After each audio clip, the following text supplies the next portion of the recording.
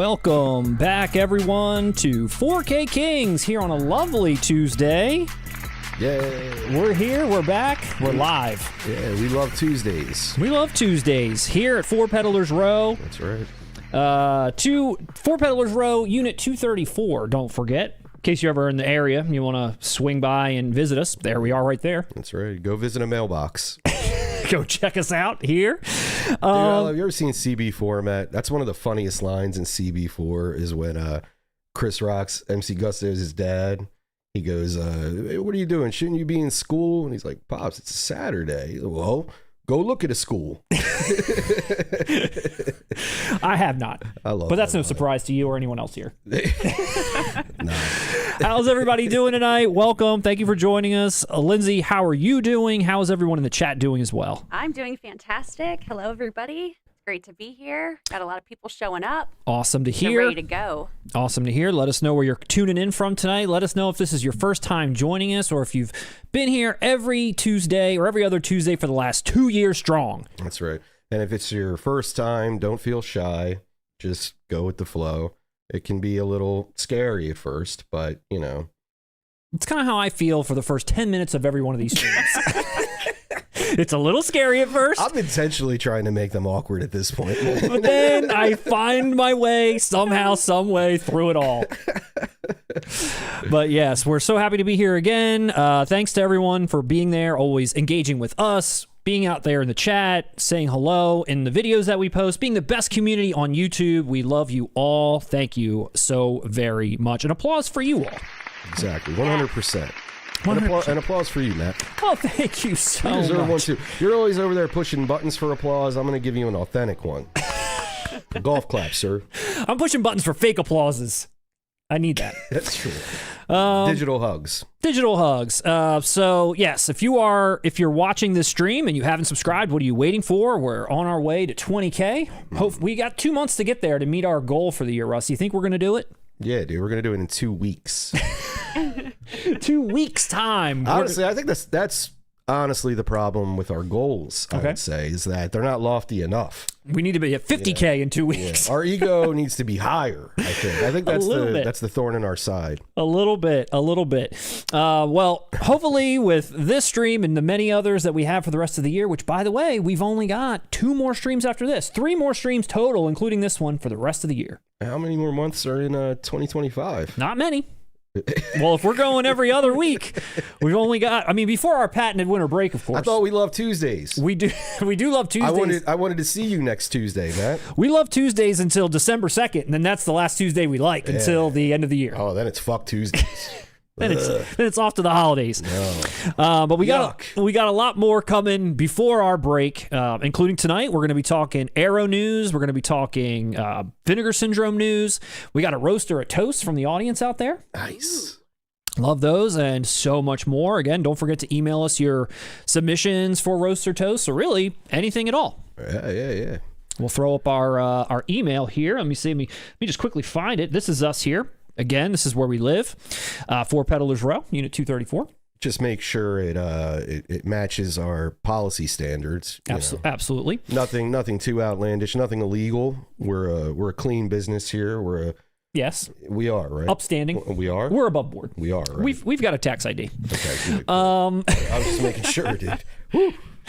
And then there's our email right there. One of the most memorable emails of any channel out there. 4kKingsYT@gmail.com.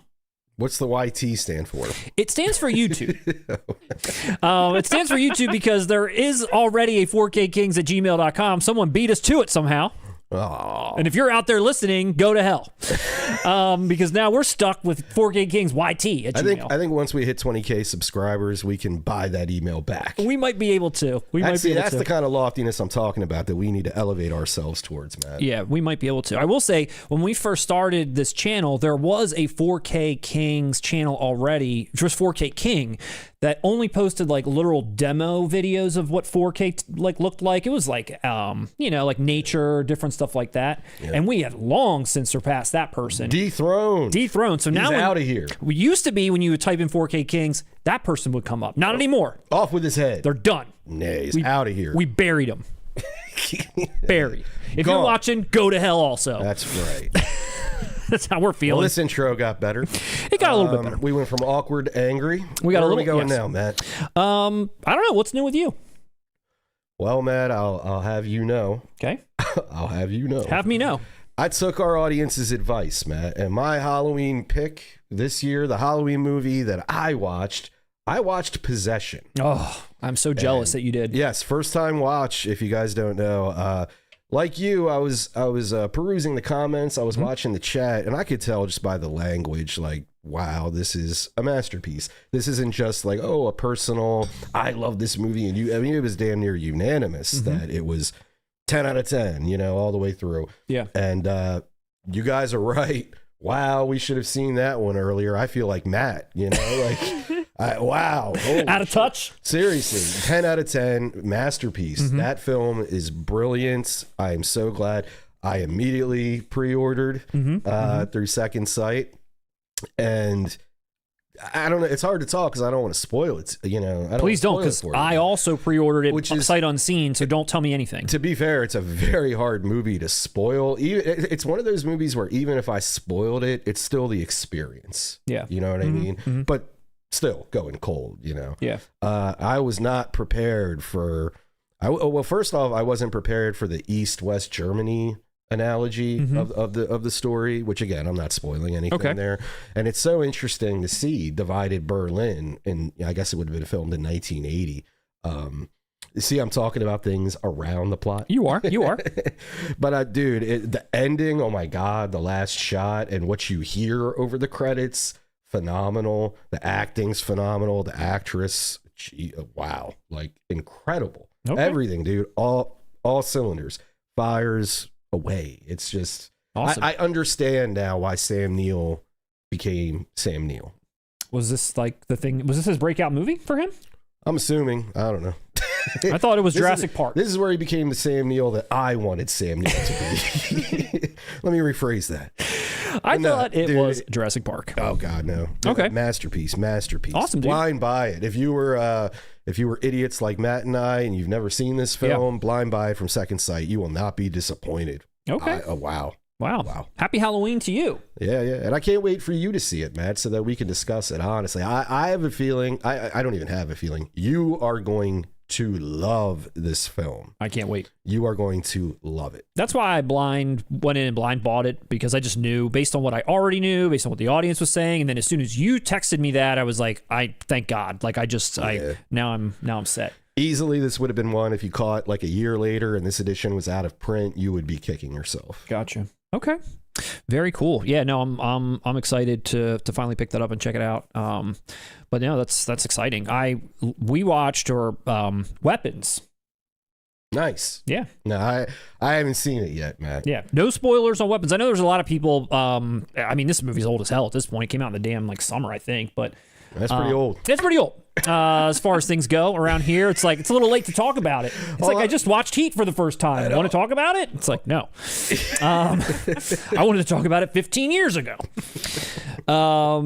But no, I mean, all I kept thinking about was that Steve Buscemi with the skateboard meme when you said that. Oh yeah, hello fellow students or whatever. Weapons is old. Yeah, I guess not. It's still 2025. Let us know. Also, just side note, let us know if you want to see a review of Possession, because once we get it, if I like it as much as Russ assumes, then I feel like that would be a great movie to do a full review of. Dude, you're gonna text me. I told you that. I said I'm gonna get a message from you saying, "Hey Russ, we're gonna review Possession. Like I want to do a deep dive in this one. Deep dive, and baby. I'm with you. We Okay. need to.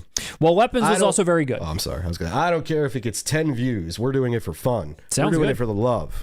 That's what this channel is about. It's not for views, it's for love. For the streets, for Peddler's Row. Exactly. It's what we're about. But I would also recommend Weapons. I think pretty much everybody out there had seen this at this point. I feel like, again, I'm really late to the game. Just like we're, 45 years late to the game for Possession? Yeah. But no, Weapons is very entertaining. I would almost categorize it less horror, more mystery thriller. There are horror elements to it. It does kind of go off the rails in that regard and at some points, but it is a little bit more of the mystery. I think your mileage is going to vary based on what you think about not just the conclusion of the movie, but the reason behind the mystery. Like what like they solve everything. It's not something where they leave you hanging. You got to like go figure it out like later. Like they leave things ambiguous. That's refreshing. It is completely explained, everything that goes on, and it is very fun, in my opinion. But I've seen a lot of reviews that, you know, people are like, you know, the ending turns into a comedy and this is this and this. And I don't feel necessarily that way, but I think based on what I know about you, once you find out, you know, what is going on in the movie and then how the movie concludes, I think that really will be whether you like it or not. Because I think everything leading up to it is solid. It's a solid film. It's like 2 hours and 10 minutes long too. It's not fast as far as like, you know, 90 minutes, but I think it's worth the runtime. Well, you mentioned horror, mystery, comedy. What's the romance like in it? Because that's what I'm going and expecting. I want a nice, I want a nice love story. There's none of that. There's no romance for you. No romance. How was everyone else's Halloween? Brolin's just left cold. He's left cold. He's just left. No Country for Old Men. No country for Josh Brolin in this movie. Let us know what you checked out during the Halloween season. What did you enjoy? And if you have any after Halloween recommendations, let us know. Also want to do... I always ask people for their post-Halloween movie recommendations. That's what I like to do. They usually just look at me like I'm insane. Yeah, like now that Halloween's over, what should I watch next year? Wait, Thanksgiving, dude. We got Planes, Trains, and Automobiles. Yeah, what's your Thanksgiving movie recommendations? Blood Rage. There's very few Thanksgiving movies. I honestly got stumped after Blood Rage. Yeah, too. Yeah. Wait, what's the Eli Roth one? Oh, Thanksgiving. There you go. Hey. Didn't Steve Martin do one? The one you just said. I know. No, but wasn't there? That was a Christmas movie. You remember that? It was called Mixed Nuts. I never saw it. I'm dead serious. It had, and I remember it had Juliette Lewis in it too. It was what like about 1993. Dutch? Is that Christmas or is that Thanksgiving? I never saw Dutch either. That's Howard Deutch who directed Dutch, isn't it? Deutch directed Written Dutch. by John Hughes. Penny Dreadful literally just said Dutch for Thanksgiving movie as you guys said it. There you have it. Yeah, man. So John Hughes wrote 2 Thanksgiving movies. All right. Did Hughes direct Planes, Trains? Did Dooch direct Dutch? Deutch and Dutch. I'm not sure if Dooch directed Dutch. But dude, it actually blew my mind. I didn't know the kid was Ethan Embry until about a year ago. He doesn't look like him. I had no idea. I knew it was Al Bundy. I knew it was of course. Ed O'Neill. I love Married with Children. I had no idea that was Ethan Embry. I know, and now I hate him even more because you know my thoughts on love Can't Hardly Wait. And you know I love, Married with Children, and you go in and watch it, and it's not really Al Bundy, which is what I wanted. Yeah. You were expecting Al Bundy? Kind of. I mean, I was young. I was like, I was kind of hoping for that. It's not at all. Nah. He's just like a... I wouldn't have been expecting that. But yeah, it's weird I didn't see it because we would have been like 8 years old when that came out, I want to say. What about Blue Chips with Al Bundy in it? Blue Chips with Nick Nolte and Shaq? Yeah, he's like a reporter in it. Nah, I miss Blue Chips. I didn't see that either. All right, Above the Rim. That's a better basketball film from the early 90s. Remember the program when kids were laying down on like the highway and it was a problem? No. I'm being serious. Remember that movie with Craig Sheffer? It was called, and James Caan. It was called The Program from 1993. It was about a college football team. And there was a scene in the movie, or maybe 92. I don't remember the exact year. There was a scene in the movie where like as a hazing type thing, they all laid down in traffic. And this became a controversy because I think somebody duplicated it in real life. Who, Deutch? Nah, probably Ethan Embry. Deutch duplicated it? Deutch-licated it? Yeah. If anyone out there has any idea what the hell Russ is talking about, let us know. But I did want to do the obligatory plug for our merch shop. Here it is, 4kkings.com. If you haven't picked up anything yet, consider doing so. Every dollar that comes into this supports this channel directly and keeps allowing us to provide to you all the finest content we possibly can. I agree, man. In all sizes. Small, medium, large, Deutsch. We got it all there, man. Extra Deutch? Extra Deutsch. Double X Deutsch. You got it all. Double X, triple X Deutch. You got everything you need. Leah Thompson sold separately. Yeah, and unfortunately. And we've got, now we've got beanies, we got long sleeve tees, and all the best 4K Kings and physical media designs. Take a look, jump on over there. The holidays are coming up. That's right. It's post-Halloween season. Post-Halloween. What's your movie recommendation, Matt? 4kkings.com for all your Deutsch needs. Here they are. All the beautiful shirts and hoodies and t-shirts that you might want. We do have a lack of Kevin Dunn at our merch shop. You have to admit. We're cooking up some new ideas. If you have some suggestions, let us know what kind of merch you would like to see. But we are lacking Deutsch. We are lacking Dunn. We're lacking a Kevin Dunn collection. We need a little bit of that. But although you should probably that would probably be reserved for like upscale fashion stores. Perhaps. The Kevin Dunn collection. A little upscale. Or maybe like the big and tall section. You'll notice there'll be an upcharge on the clothing that Dunn's face is on. We had to pay him a premium to allow us to put his face on it. And Dunn, he doesn't fuck around. He gets things done. He gets things done. He's going to get his money.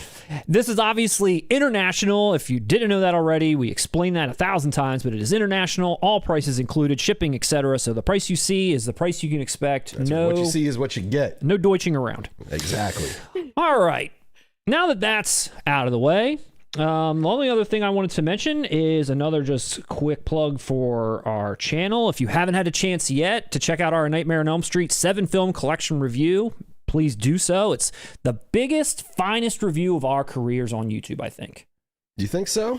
What's the biggest? I mean, the critics are saying it. Hopefully it's I don't the know. finest. I'm asking you, since we're the creators, I'm asking you, do we consider it one of the best? I know, New York Times, yes. Rex Reed wrote a glowing review of yes. our review. Absolutely. It was the most time consuming, I'll tell you that. It took us damn near a whole month to put this thing together between scrubbing every last movie for clips and interviews and watching all the movies. Watching every damn movie. I think we watching our hair grow because we filmed it. That's behind the scenes, Russ. You can't tell them how the sausage is made. That's true. If you look carefully, you'll notice that Russ and I's appearance almost changes throughout the course of the video, where it's like I went from having a fresh haircut to needing a haircut by the end of it. The Nightmare on Elm Street series is that good. It aged us. I mean, it just took years off our lives, but we gladly traded them in. That's how great this 4K box set is. Your beard grew to a new length. You guys needed like a continuity director on set. We did. Well, I kept texting you every time. You're like, don't forget your door shirt. Don't forget to bring your Doors t-shirt over so we can keep our clothing the same. Dude, by the end of it, I look like Ash in the alternate ending of Army of Darkness. I got the long Neanderthal beard. It did take some time. We started like the end of September. As soon as it came in, started watching them, started recording it piece by piece until we finally got it all done and out there on Halloween night. Wow. And not for lack of trying either. We're trying to get it up on Thursday, but YouTube was like, no, you have infringed on every copyright known to man. You cannot put this up, so we had to make some. Well, we reached out to Kevin Dunn. Yep. And YouTube changed their tune immediately. They recognized the threat. They knew. Yeah. Matt was like flying home on his work break to fix things. Were you really? Yeah, he was. I came home on my lunch because it was supposed to post that day, and it was like, nope, you ain't posting this shit. And I was like, oh no. So I came home on my lunch break. I'm like tinkering with stuff. I'm like editing some clips out. I'm like cutting this, cutting that. You had to, dude. We could. This is not a post-Halloween movie review. No, this is a Halloween movie review. Literally, I was like, Russ, this is either going to go up today if YouTube will let us, or it's going to go up November 1st. I hope not, but we'll see. And we'll see, bitch. We'll see. But alas, here it is, and I hope everybody enjoys it for all the effort, and I hope it's something that people liked watching. I know it's a lot to watch in one sitting, but we weren't going to break this thing up. It needed to be its own complete, comprehensive review. And it's great. It is. I loved it. Yeah, we put it together. I watched it twice. Oh, yeah. It's like, I know what I'm going to say. Very nice. And actually, I'm pretty entertaining, but Lindsay, the producer, liked it. Everyone loved it. I had no notes. No notes. And usually Lindsay's got a lot of notes. And I'm back downstairs to work on it. No, but I hope, again, let us know what you think. I don't know if there's any other gigantic franchises like this that we're ever going to attempt again. But Fast and the Furious, that's our next one, man. Honestly, we probably could have had 7 individual reviews, because by the time we started going through, there was so much that ended up, just for the sake of trying to keep this, at a decent pace, there's a lot that did get cut out in our conversation, and each one of these probably could have stood alone. But I do think it's nice as a full, comprehensive review. Are you teasing a Patreon? I don't know. What do the people want, Russ? I'm just trying to feel out what the people want. I want money. I'm looking for money. I want to live like a New Line franchise. I just want to keep going and make money and milk it. Keep on milking it. Well, if you haven't checked it out yet, like I said, please do so. Let us know what you think. Hope if you did like it, let us know that too. All right, so let's see. What else do we have coming up? So right now we're working on a Ms. 45 review. Ms. 45, excuse me. Mrs. Ms. 45, we are going to be going to Barnes & Noble in person for their sale, which by everything's pointing to Friday that the sale is going to begin. Nothing official yet, but everything I'm seeing online is saying Friday is the day. We're going to be going there, probably not Friday exactly, but soon after, to shoot a video in person, and we're going to catalog or detail our experience and show it to the audience out there how we fare, trying to find the titles that we're hoping to get. That's right. We're going to have some fun. We're going to have some fun. We're going to go shopping. We're going to go shopping. We're going to be shooing all the fans away that recognize us the minute we walk through the door. That's right. We're going to put on our Tuesday best, roll up to Barnes & Noble, and get some 4Ks. Are we going to eat at the food court afterwards? Oh, first. We can't go there and not eat at the food court. You guys want to hear us give our, I don't know, what is the food court even at? Last time I've been at the mall. Sukihana. They got Chick-fil-A. Sukihana. We're going to give a 4K King Sukihana review. Oh, they got a Popeyes. We'll do a Popeyes review. Oh, I bet everyone wants to know our thoughts on the Popeyes chicken sandwich. Should we include a food review with the Barnes & Noble? I think it's a requirement at this point. That's where I think I would shine. Yeah. Is that where you're going to shine? What else is at the mall? What else can we shop for? I don't know. Let's just change the direction of this whole channel, man. Is this going to be the first video that Lindsay, the producer, is on film? Where you're eating a Popeyes chicken sandwich and we're having you do the review? Are you teasing a Patreon? As soon as our Patreon goes live, that's when everyone gets to see. I'm me just eating chicken sandwich. Yeah. Every time Lindsay's on. Hey, we're at the 20K goal once Lindsay eats a chicken sandwich. Once we hit 20K, you will get to see Lindsay, the producer, live in person eating a chicken sandwich. Who's ready for that? I'd buy that for $1. So we got that coming up. In-store sale, we'll be doing that as well. And then we've got a couple of closeout videos, including titles we still need in 4K from some of the biggest directors out there, like glaring omissions, I would say. Yes. We're going to be doing a 2025 boutique ranking, as well as our top 5 physical media releases of 2025. That's right, man. So we'll have all that coming up, plus a couple more streams, and then we'll call it a year. Very comprehensive. Very I like comprehensive. That. You laid it all out there, not only for the audience, but for myself. For you too. I know what to prepare for now. And like I mentioned tonight, as we now get into the news, we've got Arrow, we've got Vinegar Syndrome, we got Roaster Toast, and a couple of more things. But first, Russ, I wanted to start off with some frightening news. Oh, no. I was about to say, somebody commented on our last live stream, and I agree with them. We should save the obituaries for probably the end. It's... You know, when we go from an awkward intro to depressing obituaries, it kind of leaves a damper on the rest of the stream, you know? So I'm scared of what you're going to hit me with right now. No one died this week. Are you sure? No one. Are you sure? At least no one that we're going to cover. But it's not even if they did. You're going to bring up like a random anniversary of somebody, you know? Like, hey, John Lennon was shot 40 years ago today. You know, I don't know what you're going to do. Speaking of anniversaries, our next stream... It will be our 5-year anniversary on YouTube. Damn. And at the end of the year on our last stream, we'll have been streaming live for 2 years. So for people that have been watching this channel for only the last 2 years and only know us from our streams and other videos that we've put out, this has only been happening for about 2 years. Prior to that, we were just doing regular video segments, news updates, things of that nature, but it wasn't in a live format. Now we've been streaming for the last 2 years, and boy, are we killing it. Yeah.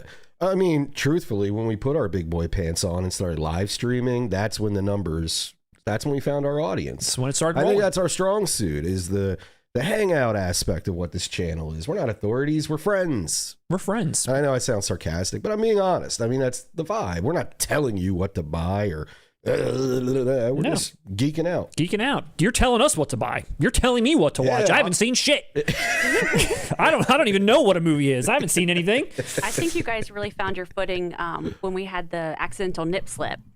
Accidental that nip really slips. helped set things, you know, towards 20K. People love accidental nip slips when we throw trailers up. And I'm on high alert ever since that happened. When you pulled up the are. Reanimator trailer, if anybody's seen Reanimator, we know what happens with Barbara Crampton at the end of it. And I'm like, Matt, which trailer which one are you pulling up here? Every now and then when we throw a trailer up, YouTube demonetizes the whole stream, and I've got a whole script prepared for every time where I'm like, telling them why this is fair use. Nip slips are fair use. And usually it gets cleared up pretty quickly. Is that what Kevin Dunn said? That's what he said. No, so nobody died, but has Shout Factory died? See, I knew it'd be something morbid. I knew. Has Shout Factory died? Did AI take it over? It's not shutting down per this article from The Wrap, but I want to just leave this up for a second because this came out October 23rd. I want to kind of rewind the clock, but I want to leave this up. So I don't know if you knew about this. I started seeing a lot of strange comments from people online that were pointing out a lot of different clues that made them believe that Shout Factory was like done, like over, like no more physical media, no more site, nothing. Was it the constant lack of titles and reissues? Well, I'm going to tell you that wasn't something anyone directly pointed to, but that's some things that I think we all think about sometimes. But there was a lot of rumors that were flying around about them shutting down. Hold on, was it Arrow getting the same acquisition of the Hong Kong films? Stealing their lunch? Yeah, they constantly do that to them. Well, Arrow bullied them into goddamn bankruptcy, it sounds like. Here are the clues that people were picking up on and putting together to say, hey, what's happening here? So it started back in July, I guess. Nobody really batted too much of an eye back then, but I guess recently things started kind of heating up. So I guess in July, Shout's parent company bought some like streaming service called FilmRise, a streaming distributor, and then they made this new holding company called Radial Entertainment. And at that time, 14% of staff were, I guess, like laid off. So there was like, okay, that wasn't great, but maybe they're just reconfiguring, reorging, whatever. So when does the good news come in? At the end of October, Shout ended their loyalty program, which hadn't been up for, I don't think, very long. But they ended the loyalty program, which I saw a lot of people were upset by because they had some like points or whatever like tied up in it. I'm not in the program. I'm not 100% sure on details, but it had been discontinued. So it was like, okay, what the hell's that about? Then recently they had some serious discounts on their website. I don't know if you picked up anything, but they had, they traditionally have sales now and then, but some stuff was like, they're basically giving the site away is what it felt like. I wasn't on their site, but I was on Amazon a week ago, and I almost bought it. Humanoids from the Deep on 4K with the slipcase, with the slipcover. Dude, it was $15.99. Yeah. And the only reason I didn't jump on it was because I want that Steelbook that they put out of it. That movie's awesome. But I couldn't, that's the cheapest I think I've ever seen a boutique label product go for sale on Amazon. So I assume that makes sense. They're matching whatever's going on on Shout's site. But I ask you this, dude, are we done with Oliver Stone's filmography? They can't quit yet. Close. Exactly. They can't close until we get what haven't they done? What haven't they done? So all these rumors were kind of flying around. People were like, what's happening? There wasn't any mention of them closing down or discontinuing physical media. And I did see in some of these threads, someone commented that had, I guess, some direct ties to Shout directly, saying that films are still being restored, extras are still being produced. This isn't maybe what it seems, but they didn't concretely say, like clear up any bad news. They were just like, hey, we're still doing stuff. Then I saw people commenting, and I don't know where they were getting this information from, but they were speculating that Groove was going to be the new home for Shout titles. And a lot of the talk around that was that, like you said, Amazon, a lot of places sell Shout outside of shout.com, shoutfactory.com. So it would maybe make sense that maybe that's the case. So they're going to do exclusively through Groove? So that's what I saw. And then I started doing some searching myself, and I came across this. I was like, is shoutfactory.com shutting down? And all these articles, no, Shout Factory not shutting down, yada, yada, yada, so forth. But not even a couple of days ago, after this article is like, a week or so ago, Drew Taylor, great job on this reporting. Shout out to Drew. Shoutfactory.com is officially closed. And they are now, the home page for Shout Factory is now on Groove. Groove.com is the storefront for Shout Factory now. And this is the notice that went out. We're excited to announce that Shout Factory is now officially available at Groove.com, while shoutfactory.com has discontinued its standalone site. The fun continues on Groove. We've built a dedicated Shout Factory hub where you'll discover fresh releases, exclusive promotions, and hand-picked collections all in one convenient location. And then they go on to, tell us how great Shout Factory is, etc. And they also mention now you get free standard shipping on all Shout Factory orders, which that's new because you weren't getting that at shoutfactory.com. No. And they're also offering a 15% off your first order if you sign up. So that came out. Then we're going to get a lot of Shout Factory Steelbooks. And then Shout Factory themselves delivered an email to basically most people. I'm assuming you didn't get one of these? No. Hey, I got one of these. So now I've ordered from Shout like for years now. I didn't get any of this. And this is basically just explaining something similar, but also like, hey, if you bought from us, if you pre-ordered anything, if you bought off from our sale, etc., like here's how everything's going to be handled. So, basically don't worry. Groove has Groove only ships, I think, to the US, but there is a Groove Canada site and some other things that are going on. So you can still buy Shout Factory stuff pretty much everywhere else, but it looks like Groove will probably have those exclusives that Shout would have had on their website. Do you think the designs will change? Do you think this is a whole sort of uprooting, or do you think it's going to stay exactly the same? Groove is just going to be exclusively putting out their product. So this is the Shout Factory sort of like homepage here. This is the Groove homepage, Matt. It is Groove, but it's groove.com/collection/Shout Factory, and this is where you're going to go to get anything that's exclusive to Shout from before. But do you know what I'm asking? Do you think in the future, obviously these were all planned and they were going to come out regardless. Yes. If Shout just completely folded. Yeah. What I'm asking is, do you think this is going to be a complete rebranding of like their slipcases? Because Groove does a lot with Steelbooks. That's what I'm asking. They do. No, I see what you mean. Do you think Shout is going to become basically the same titles they have, a focus on horror, but it'll be Steelbooks? Like, for instance, like Night of the Comet, we're probably going to get Steelbooks of that, and Return of the Living Dead, et cetera, et cetera. Or do you think it's going to remain exactly as is, and Groove will just be, you know? I hope that. I hope that's the case. I hope that too. Yeah, I hope that's the case. I'm trying to, what do you guys think? I forget I'm on a live stream. I'm just talking to my friend. Yeah. I would love to hear your thoughts, if it's going to change, or you think Groove's just doing us a solid and taking over. And what are people's experience with Groove? I know you shop at Groove. I've never shopped there. I've had great experiences with Groove. I saw some hit or miss comments. Really? Let me say this. I don't order from them often, but I know I've ordered twice from them in the past year, and I've had no complaints. And the pricing is usually very good. They run a lot of deals. You'll oftentimes run into like a 3 for $29.99 Steelbook deal. They pop up all the time on my feed. How are things shipped to you? Because that's the one comment I saw, that it's just like some flat mailer, like bulk. It was, but my experience, I'd put it's a step above Amazon. Okay, but not great. Gotcha. Either. So yes, when you ordered from Shout, you got boxes. You got the poster box rolled up. I mean, damn, you remember when you'd get the bundles? I mean, it's a box. Yeah. Oh, yeah. You know what I'm saying? Yeah. And no, Groove does not do that from my history with them. I saw a couple of people say that titles that they thought were previously sold out, including some like box sets and such, are now for sale again on Groove.com. Maybe there was just some inventory they found. I don't know. That's pretty cool. Yeah. So this is what's going on. Shoutfactory.com, no more. I don't know what that means exactly, other than maybe they weren't getting any direct sales. Maybe people were buying elsewhere. So what sense did it make for their site to be there? I hope it's not like the beginning of some end for them. And I don't think so either, beyond my question of the rebranding. Yeah. Because, Shout always struggled with this. And that's because they put their products available on Amazon. And so everyone's naturally going to go to Amazon. Mm-hmm. What did Shout do for the past couple years? Order from us directly and you'll get a poster. You'll get these trinkets, but you're still paying for shipping unless you hit, I believe it was like $75 a change too. Yeah. And it's, people aren't they're just gonna go to Amazon. Yeah. So this is probably great for them because they can hopefully get off Amazon, go exclusively through Groove, and then have a sort of relationship like what Arrow has.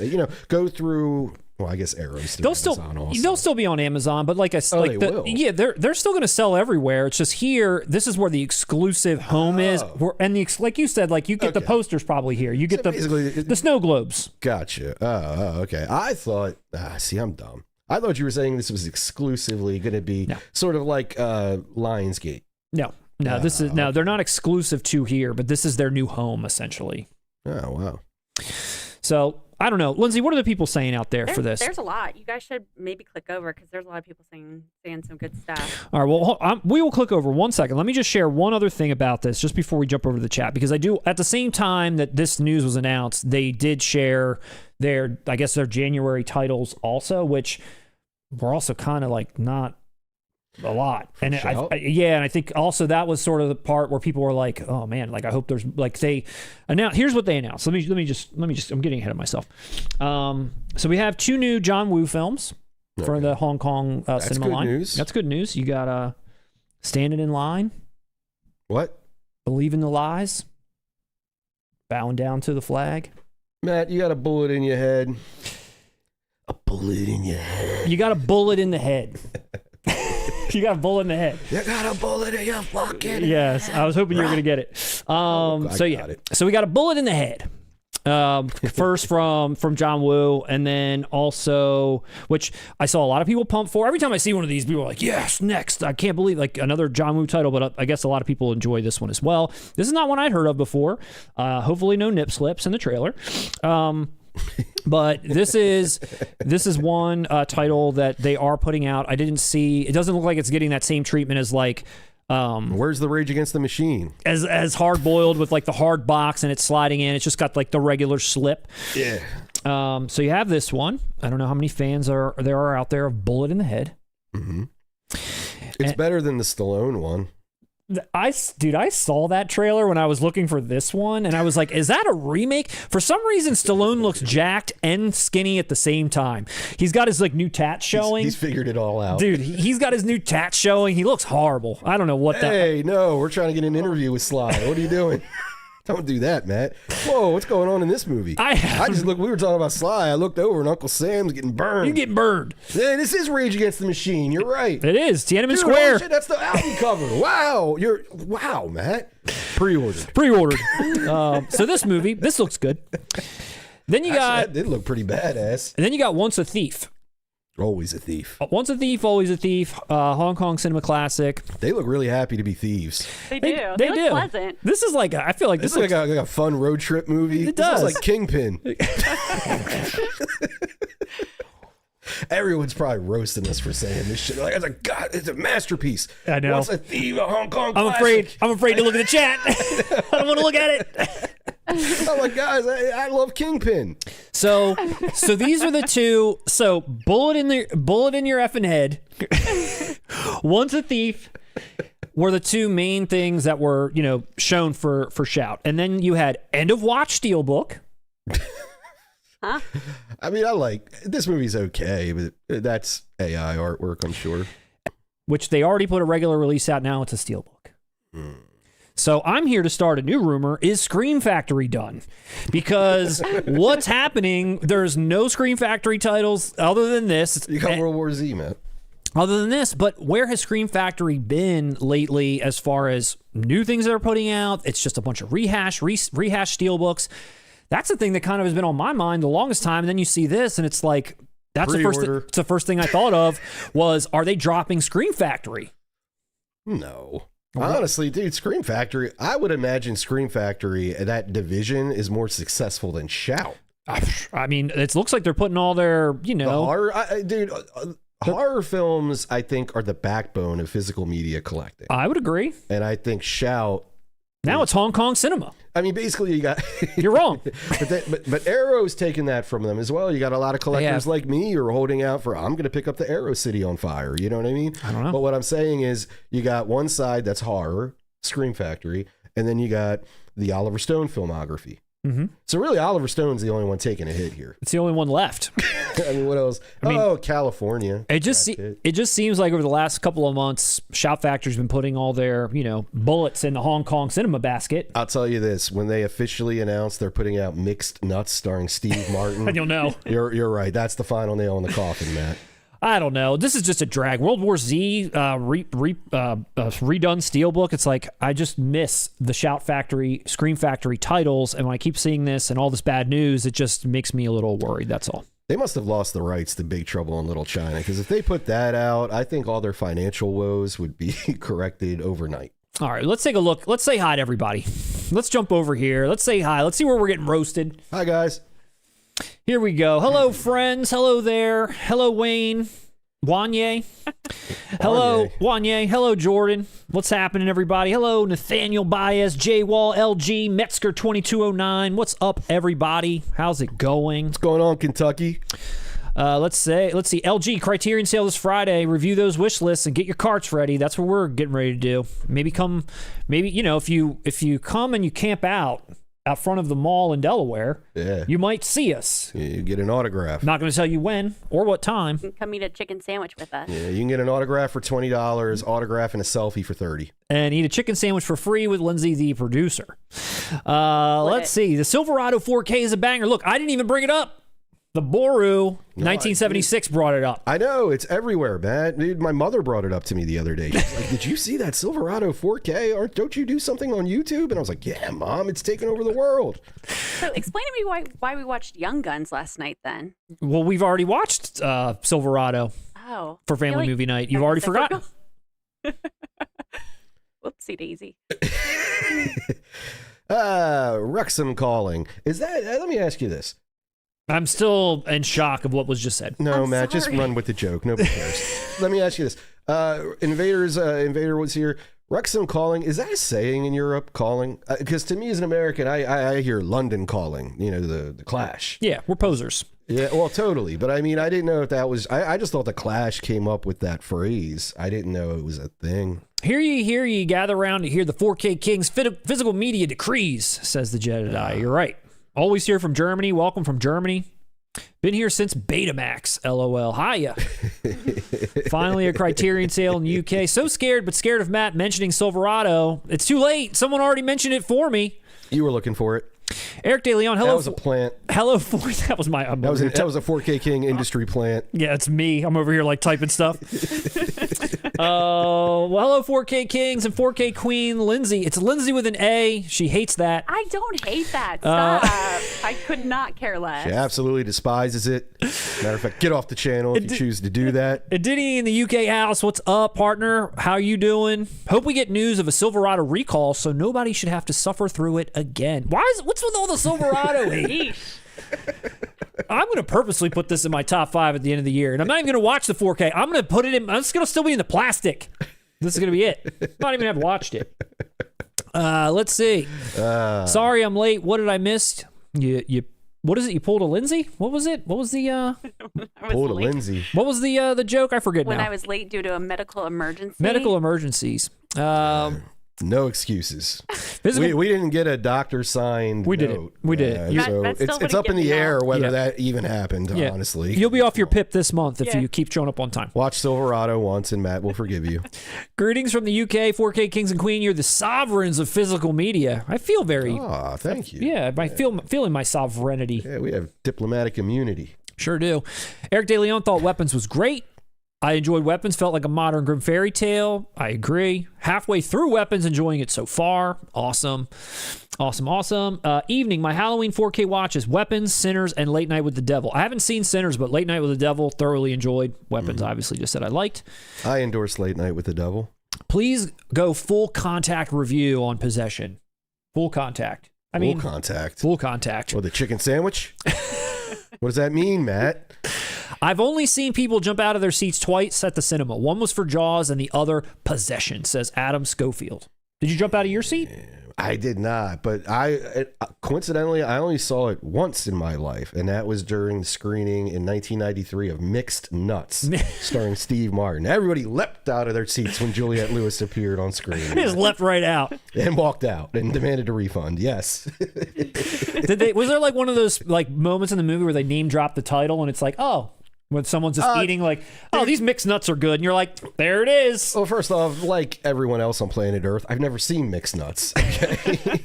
But didn't Penn and Teller, I watched Penn and Teller once say they used to do that in the 80s. They would get a group of friends, go around to movie theaters, and whenever the movie, within the movie, a character would say the title of the film, Yeah. they would give it a standing ovation in the middle of the movie theater. Yeah. You think that's proper? Yeah.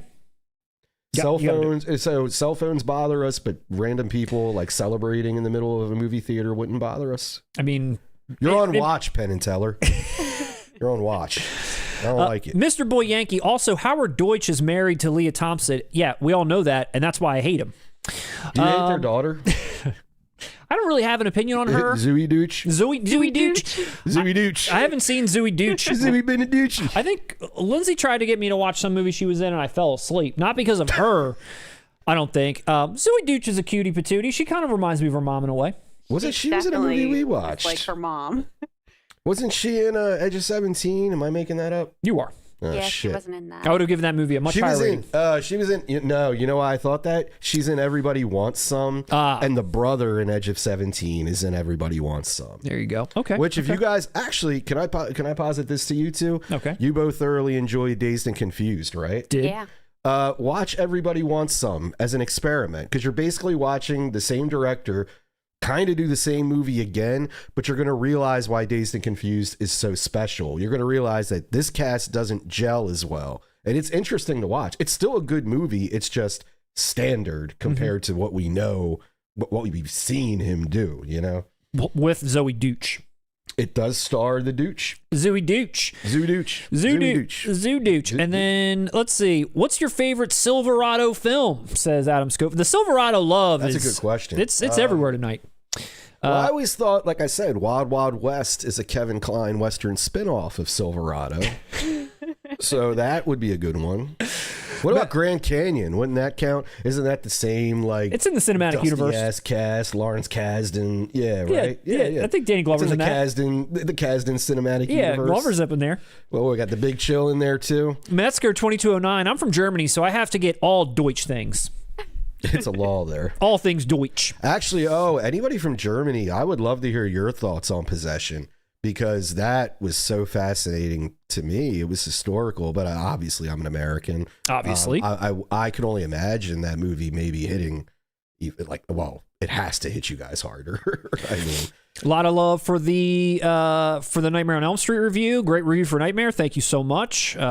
Really appreciate that. It was a labor of love, and hope everyone loved it. Yeah. Robert Englund got his star on the Hollywood Walk of Fame. That made me smile. You know what else? Did you hear? You want to hear a story behind it that'll make you smile too? Yes. John Carpenter is up for one, and John Carpenter put himself aside so that Robert Englund could get it on Halloween or whatever the day was that they did it. That's cool. I love that. That's pretty cool. That's awesome. Good for him. I didn't know it costs like $40,000, or you got to pay money for that to happen. What? You do.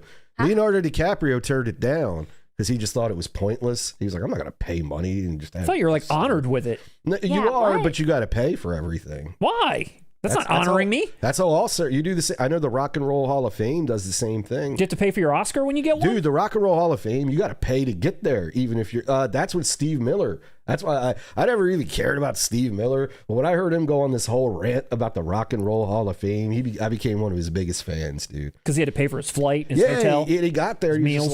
He got there. He's like, hey, fuck all of you. This is pointless. Like, I'm being honored, but I got to pay to get here. He was great, dude. Mellow Fellow. Shout out to Steve Miller. Mellow Fellow says, I've only seen the first Nightmare on Elm Street film, and that was on TV in 1992 in 576p. Hey. Not even 4K, baby. 576p. You were clocking it back in 1992. J Wall says, please don't do a Patreon. Oh, you hate us? We're broke. The day that we ever take this channel into some sort of a members platform, Patreon platform, believe me when I say it's going to be something that is worth it, that we are not going to be just putting our hands out to take anything from anybody. Plus, everything that we already do for free will remain. It's not going to be like, oh, well, now you've got to pay to see us every other Tuesday. And think about it like this. If we were going to do that to you guys, we had already done it. It already happened. We could have just did it and threw up some bullshit. But trust me, when we do it, it'll be worth your while. It will be. And we're never going to do anything that wouldn't be. And who knows when that will be, but trust us. If you trust us this far, all the things that we've done to try to make this channel the best experience possible, we're going to put all of our thoughts and heart into whatever we do going forward. So don't forget about that. I tend to speak tongue-in-cheek and like making sarcastic jokes. Trust me. New Metal Ricky in the house, popping my champagne for Under Siege 4K. Me too, Ricky. Ricky, what about Death Wish 3? Did you receive yours yet? Did that hit the streets? Yeah. I know Ricky. I know New Metal Ricky was. He had to have I saw Kino announced it, but I don't know if it's out. That's a good question. Oh, did Kino delay it? I don't know. Ricky, I hope if Kino delayed it as they sometimes do, I hope you're okay, Ricky. Get the chicken sandwich before going to Barnes & Noble and eat while you shop. Can you imagine? We're just in there eating.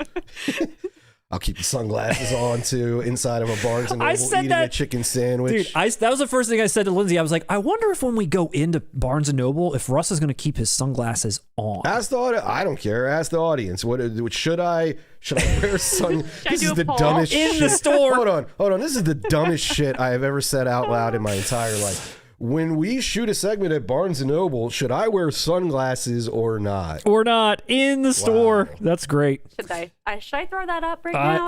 I thought about that. Throw it up. Because I mean, in here it kind of makes a little bit of sense. We got lights blaring. You know, it's a whole vibe. But like in real life, yeah. Well, I look at it like this: when we did our collection videos, and you came, to my place and shot, I didn't wear glasses then. No. So, it's time and place. Yeah.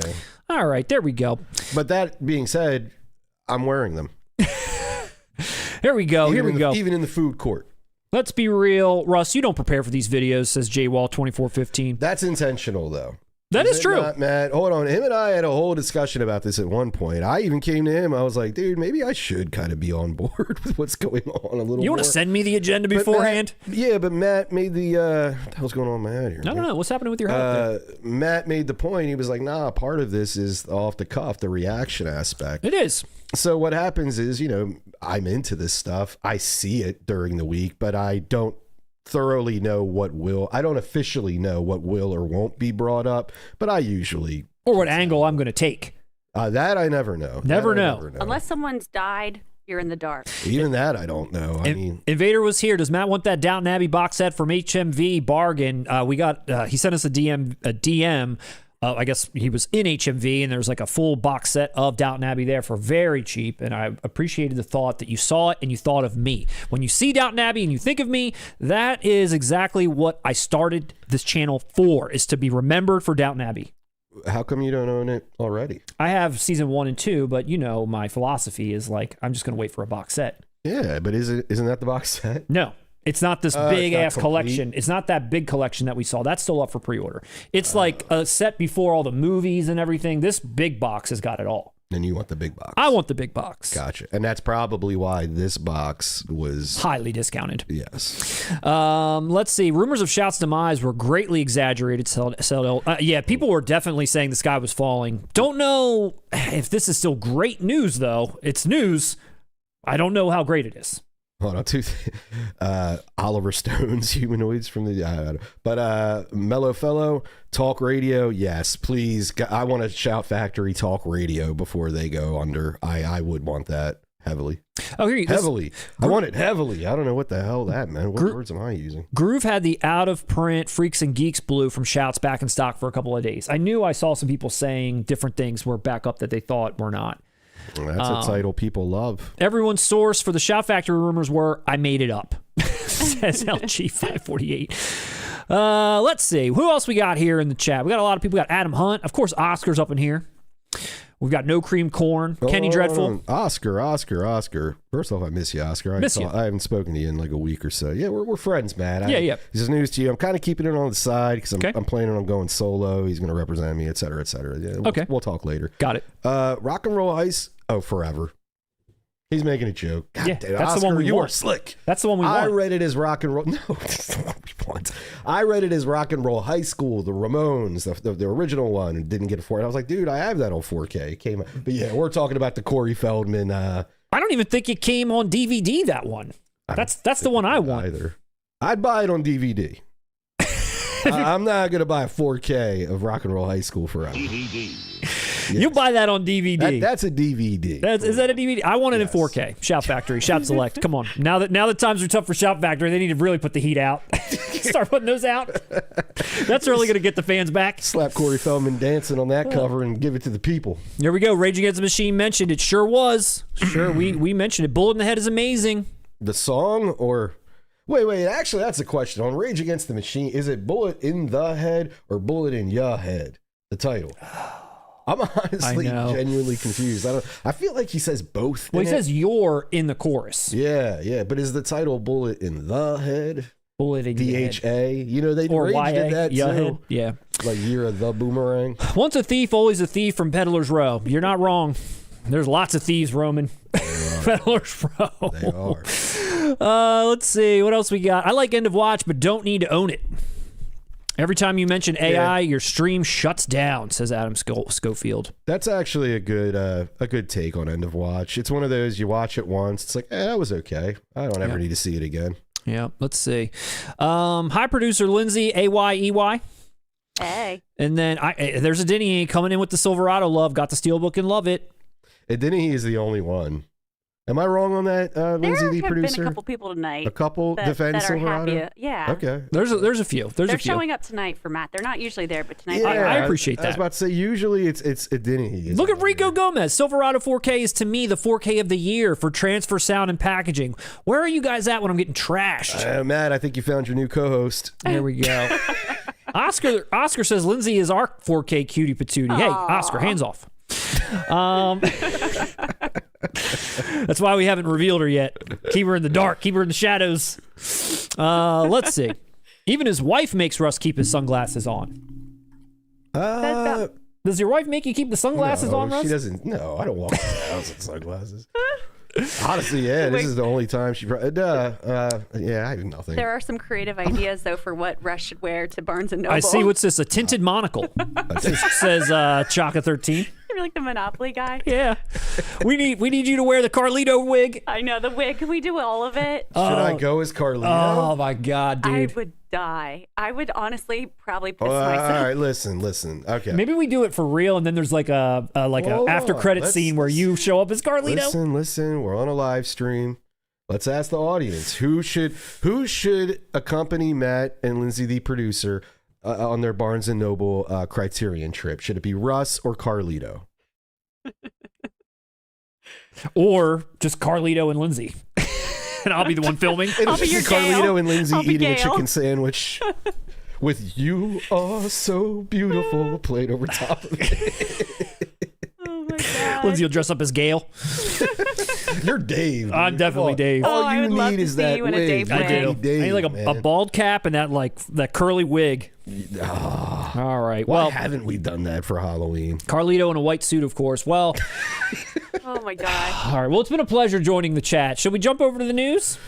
I don't know. I'm having fun in the You chat. having fun? This chat is Carlito, such a hands fun down. place to be. I wonder, I'm curious because I know Carlito hasn't made an appearance in so long, and I know we've been doing this channel for so long. I wonder how many people even know what joke we're even referring to. Is there a lot They of know. they know? They know. Let us know if you don't know what the hell we're That's talking it. about. And if you don't, go back and watch some of our older stuff. Carlito, he's at least cult classic status. He's I'm not cult saying classic. classic status, but Yeah, cult classic. He's cult classic. There's midnight screenings for Carlito. Lindsay, what's the results of the poll? I saw you closed it out. 97% yes For you to wear the sunglasses. oh wow, everybody hates my eyes. No, They're the honey, window don't to the say that. soul. They don't want to see you. They're the window to the soul, and mine is dark. Yours is very dark. All right, let's get into the news a little. I guess we're gonna get stared at by people. We'll come back. To be honest, we're gonna be like filming. It's gonna look like a spectacle anyway. To the 4 people who are in Barnes and Noble working.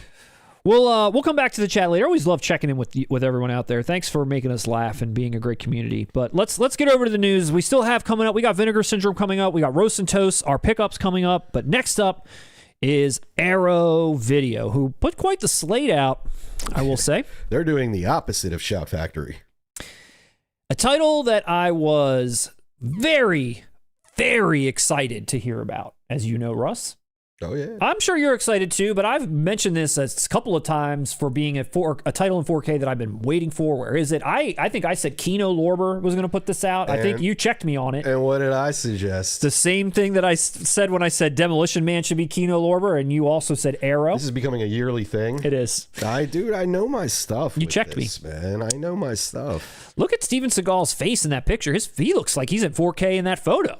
10-year-old me is really happy to see what's her name hop out of the cake in 4K. Erika You know Eleniak. what I'm talking about. You know what I'm talking about. Everybody my age. I told that story to Lindsay Telling me too. about that scene. We were talking about. She telling me. I was. told her that. Well, what's funny is because What I were you saw this in the watching? theater. Someone took me to see it, and okay. I was just the same age. Yeah. And there's no mention of it. I mean, it's like a quick scene or whatever. Obviously, that's not in the trailer. But when that moment happens, I was Something like, happened to you. my eyeballs went like, whoa. Like this naked lady just jumps out of the cake. We were Man. watching Baywatch. That's how it came up. That's right. We were on we saw vacation watching Baywatch. You guys are watching Baywatch on vacation? we saw an old episode of Baywatch This where brings up a whole other host of questions. We watched some weird stuff when we were away. before Pam Anderson became like the Baywatch babe, it was Erika Eleniak. She was before Pam. And Oh, you're right. I'm not familiar with Baywatch. I didn't watch Baywatch. I didn't really either. But when we saw that, I remember that was the case as far as like the timeline of the women that were on there. And I told this story where I was like, the only reason I know who this is at all is because of this scene in Under Siege. I mean, she's in the movie. She's like his sidekick, basically. Yeah. Isn't she in Bordello of Blood? That's Angie. No, it's her, but isn't Erika Eleniak in it as well? I don't know. As like the woman who's kind of with Dennis Miller the whole time. Oh, maybe. I don't know. But I was just thinking, because you like Angie Everhart too, do. don't you? Scream Factory needs to survive to give us a 4K of Bordello of Blood for Matt to sit next to Silverado. Well, this is finally here in 4K. Steven Seagal in 4K. Erika Eleniak in 4K. Everybody's in 4K. Busey, Tommy Lee Jones. Let's not forget about that. So let's see. Let's dive into a couple of points about this, which I'm super excited to hear about. A couple of points. This is January slate. Arrow, by the way, is completely killing it, and nothing has changed for January. They're kicking off the year with Under Siege and a bunch of other titles that we're going to cover. Again, this is something that I've been waiting for. A 4K debut for Steven Seagal. Wow, really? 4K debut. I didn't know that. And what's crazy is Arrow, without saying what titles, has also teased that they've got 2 more Seagal titles in the works. Oh, guys, it better be Out for Justice and Marked for Death. Dude, I was thinking... Those are the only 2 we'll need. I mean, don't get me wrong, I'm a Seagal. Dude. We're Seagal aficionado. But he's one of my favorite comedic actors. As well. Okay. Like, I like JCVD more than him in these types of movies. I love everyone else more than him in action movies. Comedy, though? Oh, no. All Deadly Ground, him doing the Italian accent, and Out for Justice. Richie, anybody seen Richie? Like, all that. He is hysterical, man. I love Seagal. He is, but he's badass in this. I was about to say, Under Siege is the only one where the comedy doesn't come through. I think it's maybe because... So it's a disappointment for me. I think the director's a little bit more respectable, and maybe that's why he doesn't come across as comedic. Direct Under Siege? I forget. I'm going to tell you in 1 second. It's going to blow your mind. Maybe. I don't know. I remembered it. I knew it at one point. So they've got 2 more. And what I was going to say when you said that is I've seen at least all of the ones around this time, but not the goofy later ones. But You're missing out. But the ones that he broke out on, they all kind of blend together in my mind. And it's hard for me to...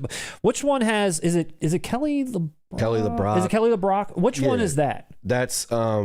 Fuck, I'm doing the same. I know. It's not Alfred. It's Hard to Kill. And what's the one where it's like Rastafarians? That's Hard to Kill. Okay. Yeah, I couldn't remember which ones were which. I'm forgetting that. Yeah, the one is where he's Alfred Justice is when he's missing his brother. It's like got the Italian mafia shit. Yeah. And he's just walking around the whole movie. Anybody seen Richie? Yeah, breaking arms. Yeah. No, but nobody will tell me where Richie is. Yeah.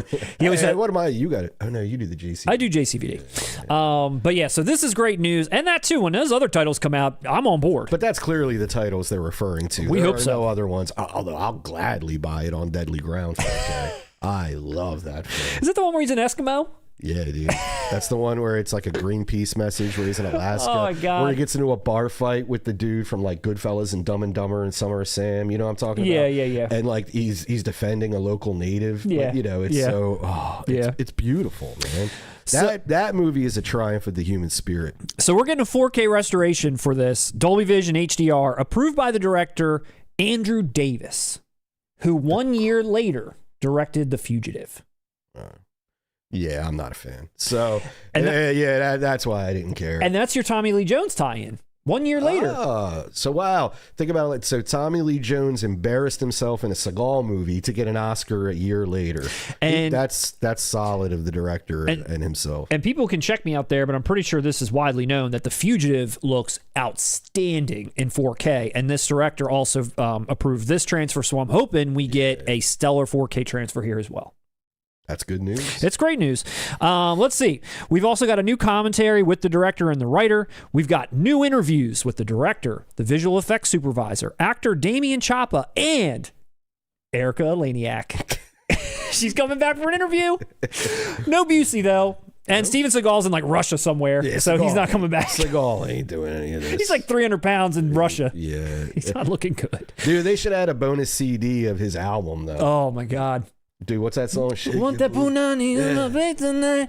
What's it? Something about punani? That's what it is, yeah. I want that punani. Yeah, I believe that's literally the line. Punani. He's what he's saying. He's saying something about punani. It's beautiful. And he's the album cover. He's like holding this guitar with like all these beautiful rings on. Yeah. Like he just got done practicing tantric sex. Fucking Sting or something.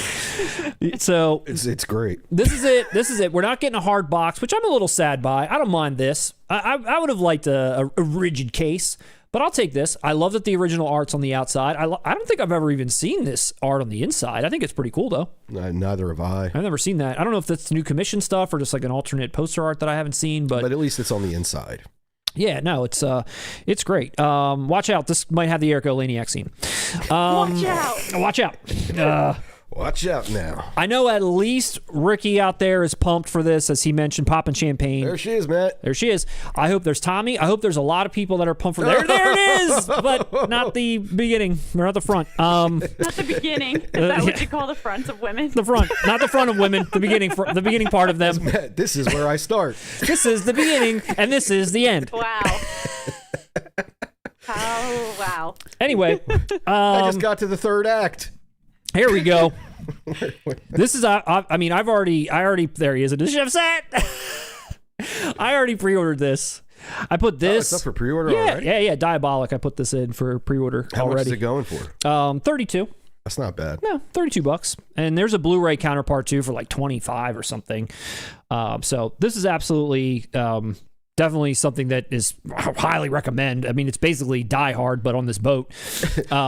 We should do a top 5 Die Hard genre rip-offs. You know, this, Passenger 57. Yeah, I actually like Passenger 57 more than this, but I'm with you. I'm buying this. Oh, hell yeah. This is a childhood classic. It's a staple of childhood. Absolutely. Every time this came on, I watched it. Dude, like I said, I was brought to the theater to see it. I don't even know if I specifically asked to go see it. I think someone was like, I want to see this movie, and you're coming with. You're 10 years old. Your mom's like, listen, Matt, we got to go see this movie. Yeah, it wasn't my mom. Check it out. I definitely didn't know who the hell Tommy Lee Jones was. I had no idea who that was.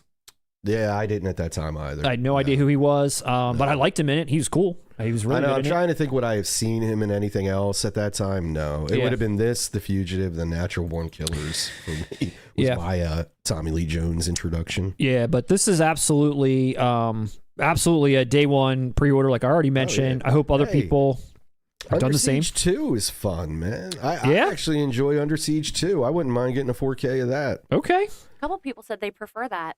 Under Siege 2? It's fun. Wait, and you've got like an awesome on a train. And you got an awesome cast. Wait, he's not in it? Yeah, he is. He's in it? Okay. Yes. What am I thinking of? Dude, he's in it. What's her name? Katherine Heigl is in it. Okay. Eric Bogosian. I was just talking about like Eric Bogosian. Okay. There's someone else in there too who's like a bigger star after it. I can't even think right. It's been years since I watched it. But it was another one of those where when it came on, Dude, what if it's that one that Arrow puts out? I don't think so. I don't. I want it, but I don't think Under Siege 2 is going to get a solo. We want the other ones.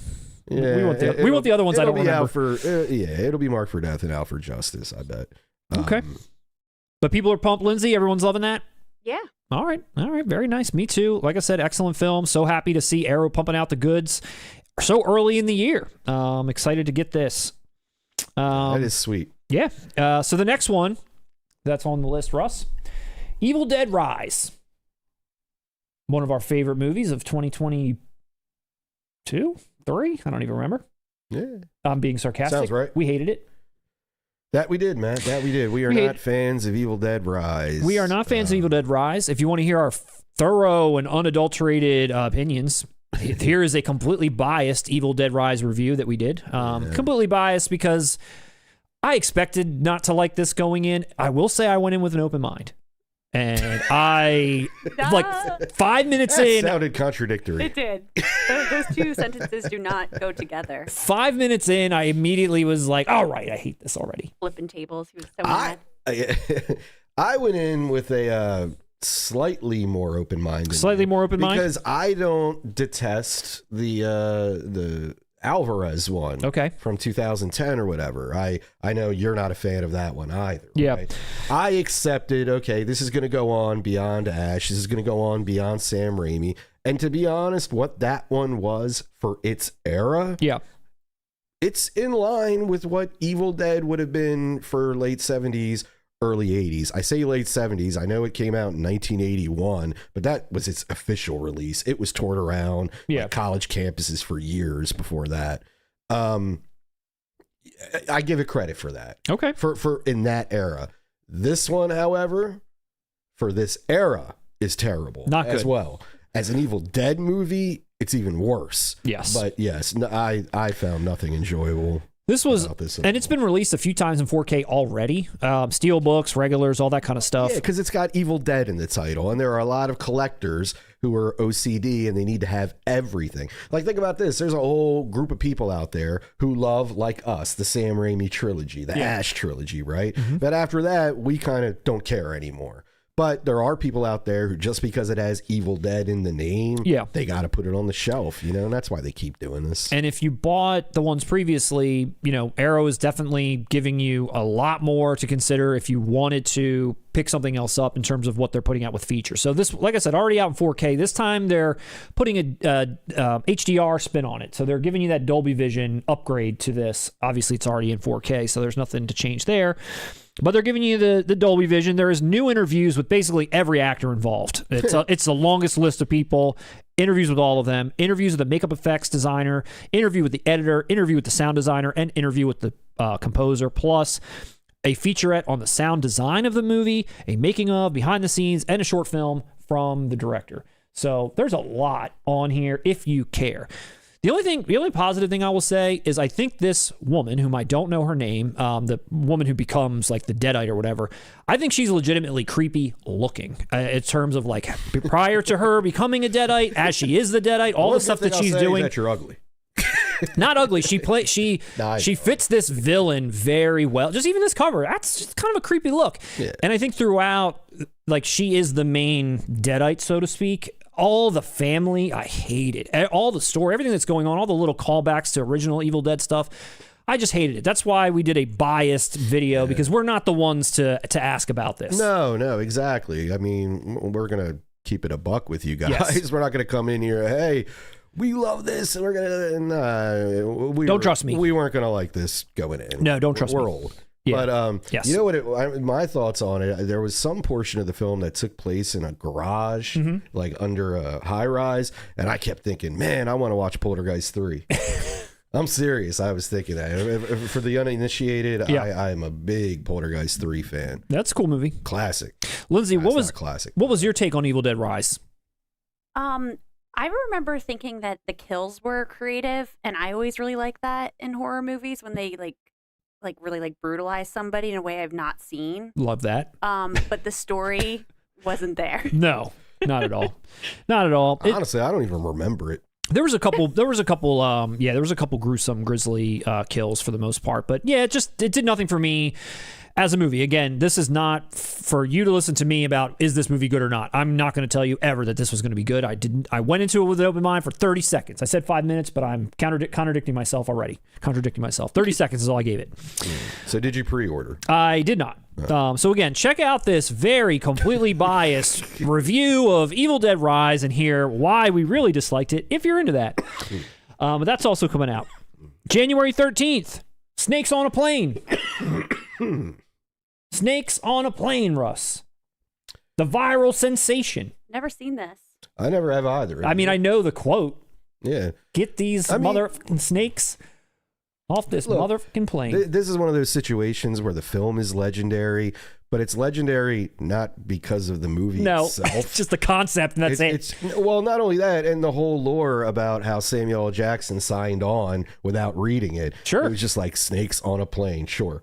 Because, you know, Samuel L. Jackson will he's an actor. He loves to act, and he just thought that sounded fun. Absolutely. And then, of course, the internet, took off. This was a big I wouldn't say early internet. Well, early internet meme. A big viral thing back in the day. Yeah. So maybe akin to like Blair Witch Project, but at least I would say Blair Witch Project has some I can't speak on this. I never saw it. Well, I was gonna say Blair Witch Project has some merit, and this doesn't. Maybe it does, dude. I don't know. first time in 4K. You could have gotten this in a Samuel L. Jackson 3-pack back in the day. I have seen the other two here. And then, so this is what it looks like opened up. Look at Sam up here, like grimacing. I don't know what this art is. I can't see the whole thing, but look at his face there. He's looking excited. He looks like he's the villain. Ooh, So I think the snakes are the good guys there. other than that 3-pack, the last time this was available on Blu-ray was 2009. So this is getting probably an update that most people will hopefully be excited for. Mostly archival features. There's nothing like crazy on here. New 4K restoration and a new mini documentary on the tie-in with the novelization of this film. So it's like something to do with that, but everything else is archival cast and crew commentary and making of the film, a featurette about the Snake Wrangler, the visual effects, and a Snakes on a Plane music video. The Snake Wrangler is Rambo. He's coming back to talk about his work on this film. He's coming back. And then, here's what we're looking at here. A little bit of snakes, some plane, little sand. Yeah, it's funny, dude. This really does. In my mind, it's just a meme. It's just a meme. Maybe this film will go down in history as the harbinger of doom for the film industry. This was the beginning of where we all lost sight of where films became content. Yeah, could you know be. What I mean? This might be like a milestone in that evolution. Can we distill this down into like a 60-second TikTok? Yeah. Lindsay, what are the people saying about Snakes on a Plane out there? And also let us know if people disagree with us on Evil Dead Rise. Okay, so Victor Fontaine said Snakes on a Plane, blah. Okay, blah. Ian Hunt said, saw Snakes on a Plane in the cinema when it was released. Not watched it since. Very meh. Very meh. Okay. All right. So mixed to positive at best. Oh, I also forgot to mention on the Evil Dead Rise front that Evil Dead Burn just wrapped filming. What the hell is that, man? That's the next one in the series. I don't know if I have no idea if it's a follow-up to this or just a new entry. I didn't even know they were making another one. It wrapped. That's good. Evil Dead Burn. Who's making it? That's a good question. Let me see. Dude, I don't care. Let's not even look it up. We can keep going. We'll go into that with even less of an open mind. Hopefully, it's not the director of the last one. Well, that one did well, didn't it? Evil Dead Rise. So yeah. It will. They'll keep making them at this point. Why not? Why wouldn't they? They want the money. This live stream has gotten dour yet again. Dour. All right. Well, let's look at what else they're putting out in January. You got City Slickers. Arrow's putting out City Slickers? There you go. I put a smile on your face. City Slickers on Blu-ray. Back to frowning. I wanted it in 4K. No, I don't want it at all, but I'm just confused. Why does Arrow... What? I don't want it at all. No, That made me I don't. Dude, I don't care. Not the Legend of Curly's Gold, however.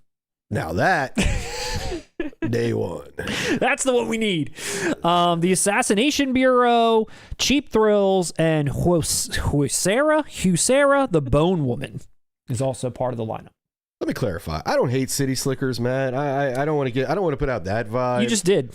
Yeah, but I mean, it's not essential. I don't need an upgrade of City Slickers. You know how many people tuned out when you said that? I know. I don't think anyone's I gonna be felt that it. That's upset. why I felt it. That's why I had to anyone's gonna be mad at clarify. you. So many City Slickers fans out there. This is a City Slickers crowd. Oh man, I know. Hey, City Slickers and Silverado would make a great double feature. Never. I've actually never seen City Slickers. Actually, I saw that. You know what's funny? You guys know I love Jake Gyllenhaal. You guys know I was on the Gyllenhaal train Way before. early, ever since The Good Girl. Before it was cool. Yes, I am throwing it out there. I was, because The Good Girl, he blew me away in that movie. He's in City Slickers, so technically that would be the first movie. Okay. He plays the kid that he plays Billy Crystal's boy. Billy Crystal's boy. He's in it for like 2 seconds, but early Gyllenhaal, if you're interested, buy the Arrow Blu-ray of City Slickers. Maybe Jack Palance will do like some one-arm push-ups for you. I don't know. Is that a bonus feature? Maybe. Him misreading the Oscar and giving it to Marissa Tomei. Is that on City Slickers? You are my number one guy. Bob Gunn.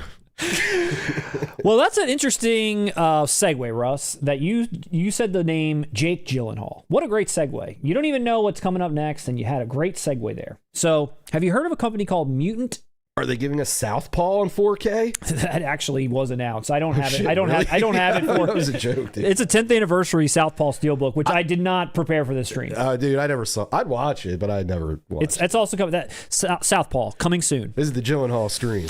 No, so there's a company that I actually never heard of called Mutant, and they are a physical media company that did a collaboration with Arrow, their very first collaboration. And their first collaboration together, they're putting out Donnie Darko in 4K. Now, Donnie Darko has already come out from Arrow in a Blu-ray, awesome Blu-ray set, and then a 4K set a few years ago, almost like at the time we put this channel together, 2021, I think. So it's already been put together, but they are doing a media book release for it, and I gotta say, it looks really nice. This is their 001 media book series with Arrow. Now, in the press release that I read, it said that a lot of their collaborations are going to be media book related, and there's going to be, expanded features and all that kind of stuff.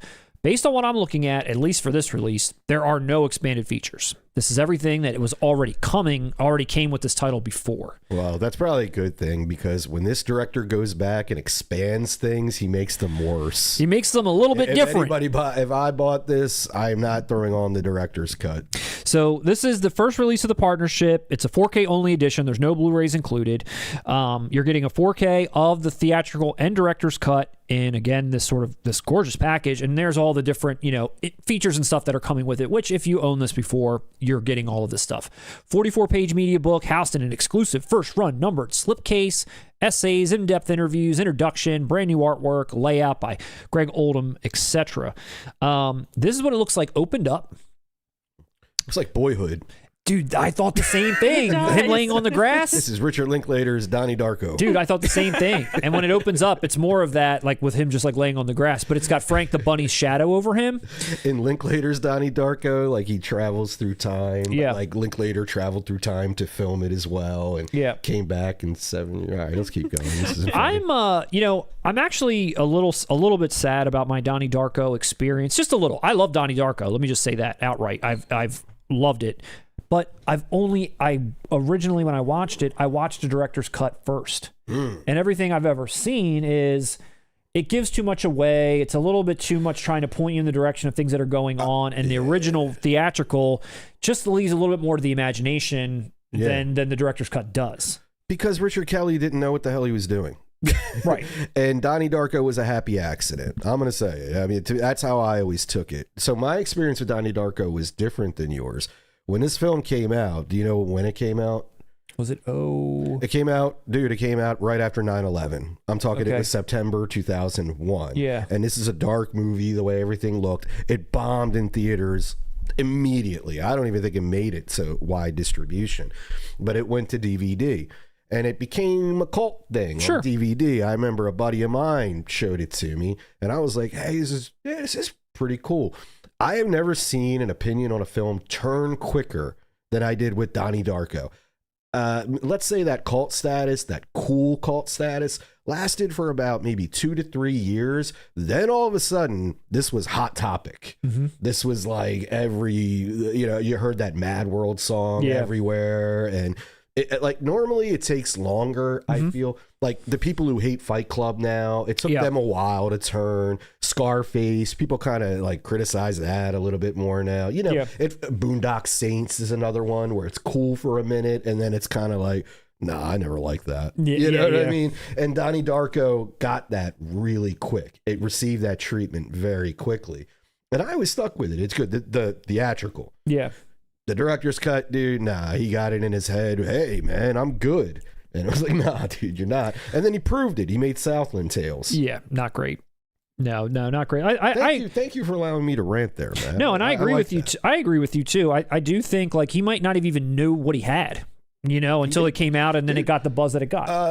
Both Gyllenhaal and Seth Rogen said they were talking at the rap party. They both said to each other, "I have no idea what this was about." Yeah, no. And Gyllenhaal's the lead. He's in every scene, and he's saying, "Hey, I have no idea what this was about." And then I guess that's, you could say, is the reason why he might go back and add some of those scenes in to try to explain it to an audience, to maybe expand the audience base for it, because a lot of people might have watched that and be like, "I don't know what I just watched." That's the thing. the happy accident factor of it was that he allowed lore to be built. He allowed the superhero lore about it to be built.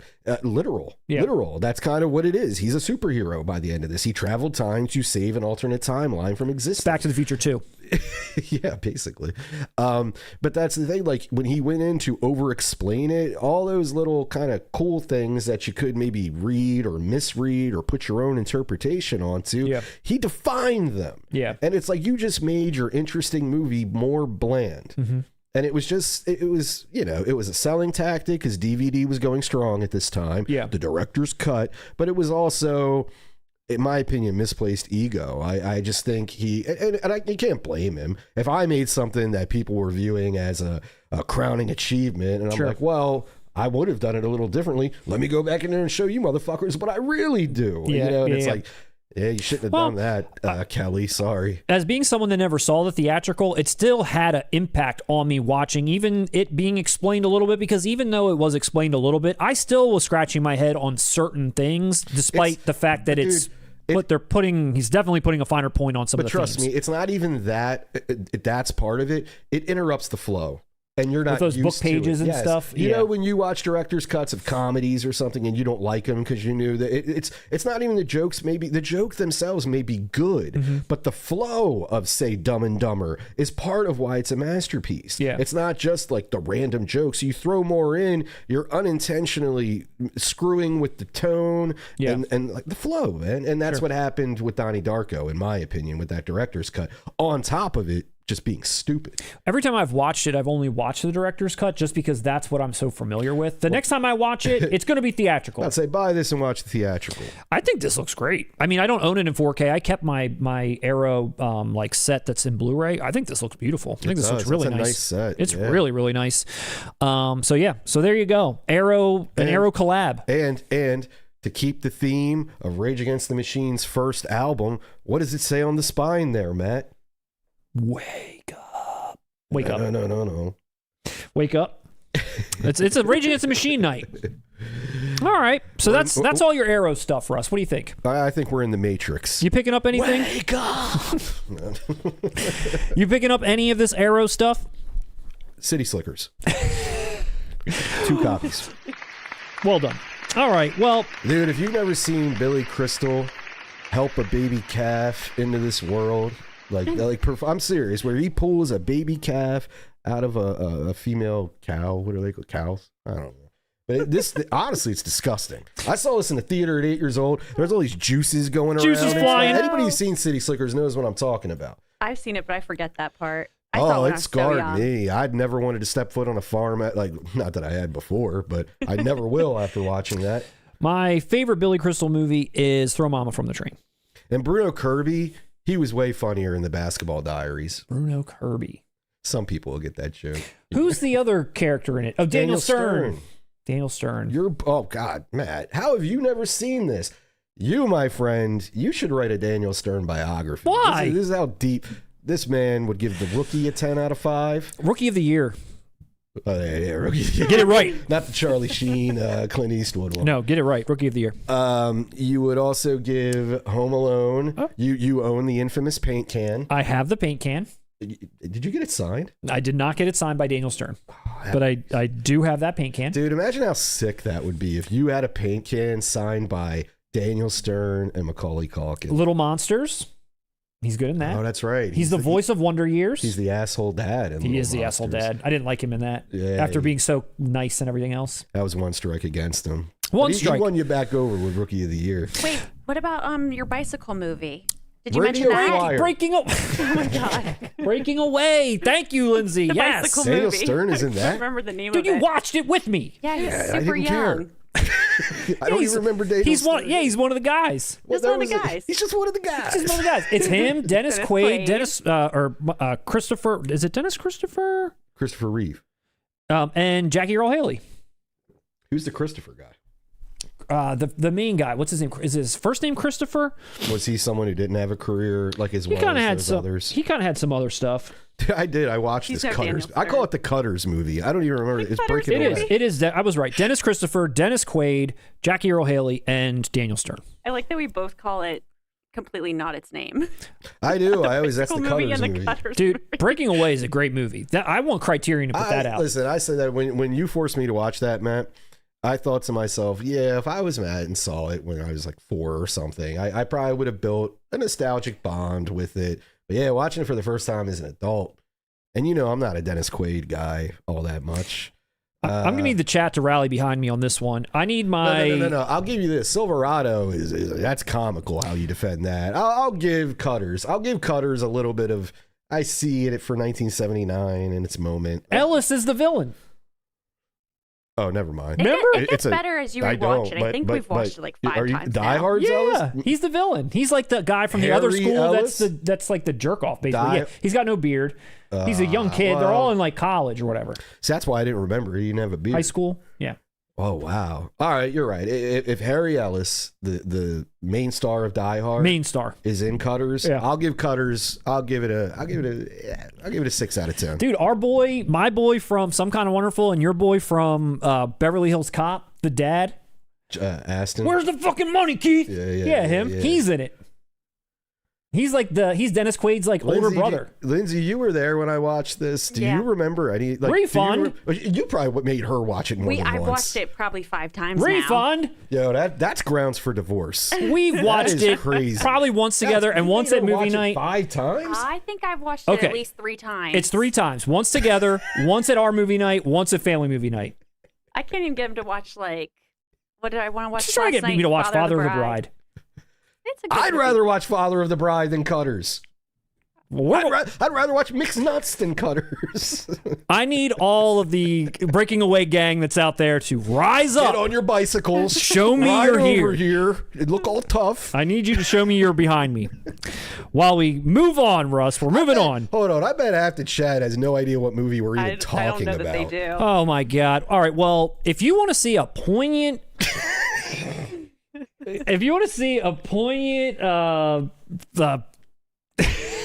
even get my words out now. A poignant film about guys who ride bikes. This just in, Scott Shermer said Breaking Away is pretty awesome. Thank you, Scott Shermer. There we go. It's a what do you call it? Matt, we roast around here. And watch, in 2 seconds, he's going to bring up My So-Called Life as if I give a fuck. It's a great show. I know you're looking at it like Jared Leto. I'm not his best friend. It's a coming of age story. It's a sports. So is My So-Called Life. It's a sports movie, dude. You're gonna tell me that the end bike race didn't give you like some chills? I don't even remember it. That was the literally thing you texted me after. You were like, all right, you did. I never once would send that shit, bro. You totally did. I would look. Bike ride gave me chills. I won't say chills was the word, but you definitely said to me that even though you might not have liked it, the ending was awesome. Text to anybody that you texted me. The end bike ride gave me chills. That I put like a ghost emoji at the end. Wait till I find that text and show it to everyone the next stream. Hey, we should dead the live stream. We'll research that right now. That's what we get to the bottom of. We'll get to the bottom of that. Wait, earlier somebody asked if you guys have LETTERBOXD accounts. Russ does. And you don't, Matt? I don't have a personal one now. We've got one for our movie night, but that's it. I've had one for like 10 years at least. So I have a lot of the only thing I do on mine though is I just rate first time watches unless it's a movie shown at our group's movie night. So if you see True Romance on there or something, I grew up on True Romance, but I have to log it because there's a scoring component to what we do. But usually I just log movies if they're first time watches. So there you have it. I don't know. I'll throw a link up in there if anyone's interested. Cool. How many movies have we seen at our group movie It's night? Over 250. Yeah, we've been going how many years? 13 years? 13 years total we've been doing it. Yeah, so that account's out there. Yeah, it's out there. Cool. Can I just throw out there, this is going to be an excellent Donnie Darko segment. I think this is a great Donnie Darko segment. I can't wait to clip this out for everyone to see. We're all over the map. All right, let's move along. I didn't even know we were still on Donnie Darko. The map says we're fucked. All right, let's move along. We've got what the hell do we even have left? Where even am I? Vinegar Syndrome. That's where we're at. We got Vinegar Syndrome. We've got Roaster Toast. Is Rage Against the Sorry. Keep going. Black Friday sale. is in full swing. They have Vinegar Syndrome starting up a few titles, including the Garbage Pail Kids movie VSU, amongst a few other things. They've also got their 2 sort of mystery titles that you can pre-order now, and they'll be revealed on Black Friday. Right now you can get it for a discount. They've kind of teased what they are, but at this point, this is what they're showing. So we're going to start off with the Garbage Pail Kids movie, which was previously released in a collector's edition from Shout Factory. And again, we're getting the ultra treatment here for this film, if that's what you want to call it. This is something that, before I get into the stats, this was something that was one of the biggest disappointments of my childhood, because I absolutely loved Garbage Pail Kids. And if you're in our, demographic age group or whatever, I'm sure obviously you know what these are. And maybe you had some of these cards yourself. But I loved them so much. And then this movie came out and I was like, almost as pumped as like when Teenage Mutant Ninja Turtles movie came out. I was like, oh my God, this tie-in to this like property that I love. It's in a movie now. I can't wait. And then you saw it and you turned into Raphael. You were like, damn! Dude, when I saw this thing, I don't even know what I was looking at. I know I've seen this once. I saw it as a kid, and even as a child felt instant disappointment. Instant. And I didn't even know what movies even were back then. Instant disappointment I felt. Look at this trash, which is fine for people that enjoy it and are excited for this VSU. I saw a lot of people that are like, oh God, day one, whatever. Yeah, I'm probably buying it. Jesus Christ. This looks like it should have been in the movies that scarred you. No. But segment. It's funny. Another segment we did recently, Lindsay, this would be on the best, worst movies of all time. This does have a cult following the same way that, Pieces is a good movie, but the way Pieces does, the way... This isn't Miami well done. Connection does. No. This is a worse movie. Hell, God, this is Pieces is good. Miami Connection is good. This is bad. Very bad. This has a cult audience. I'm one of them, and I think the reason why is I had Garbage Pail Kids cards. Yes. I didn't get into it though. I didn't. I don't know, man. We were poor, but. I didn't have any real attachment. Yeah. So when I saw this movie, and I don't even think I saw the whole thing as a child, I saw parts of it, but the whole crappy visual style of it, which, as Lindsay said, it has that nauseating effect, that yeah, you're right. I interrupted you. I'm sorry. It should have been on this card one. It could definitely fits there. It could. I was nauseating. Just about my experience with it. But yeah, like that effect, I don't know. We all remembered it. Dude, I read the Wikipedia. You said you watched it once? One time. And I bet you remember it. I bet it not the plot, there was, but you remembered the look. I remembered it. You remembered that creep factor, the way, definitely. And I think it's definitely, it's an achievement on its own a bit. Well, that it got that. Yeah. And what ultimately can you expect from a Garbage Pail Kids movie now that you're an adult and know what it ultimately all was? Sure. And this totally fits Vinegar Syndrome, and it totally fits this packaging and this VSU. And they're doing some stuff for it. It's not a ton, but they are doing, outside of the great packaging that you're going to get.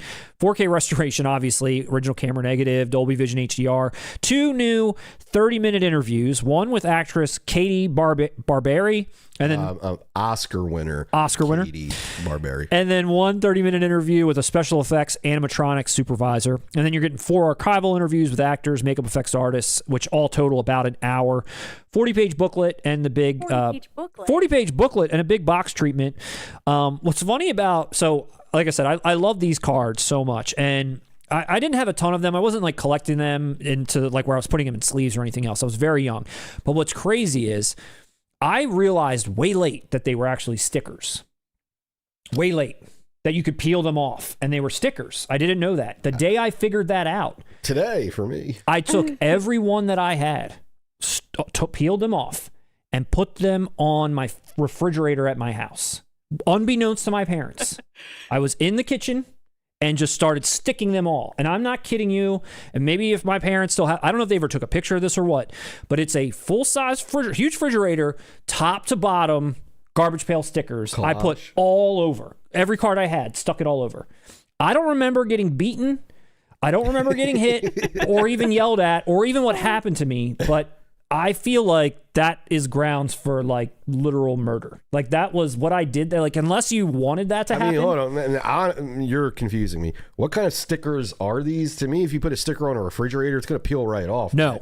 No, it does not peel off. That's why I'm asking. You're bringing in child abuse and things into this. I'm like, over a sticker. You Someone peel it right off, they man. tried to peel it off. I know your parents. They're not that hard. You try to peel it off, and it leaves that white residue behind. You know, like where you peel the front of the sticker off, but the rest of it stays there. You know, like on the Goo-Gone stuff, exactly, which wasn't really a thing back in the 80s. That refrigerator stayed that way for years until we moved, and they had to get it professionally taken off. Oh yeah, you should have got punched in the mouth. I don't remember what happened to me.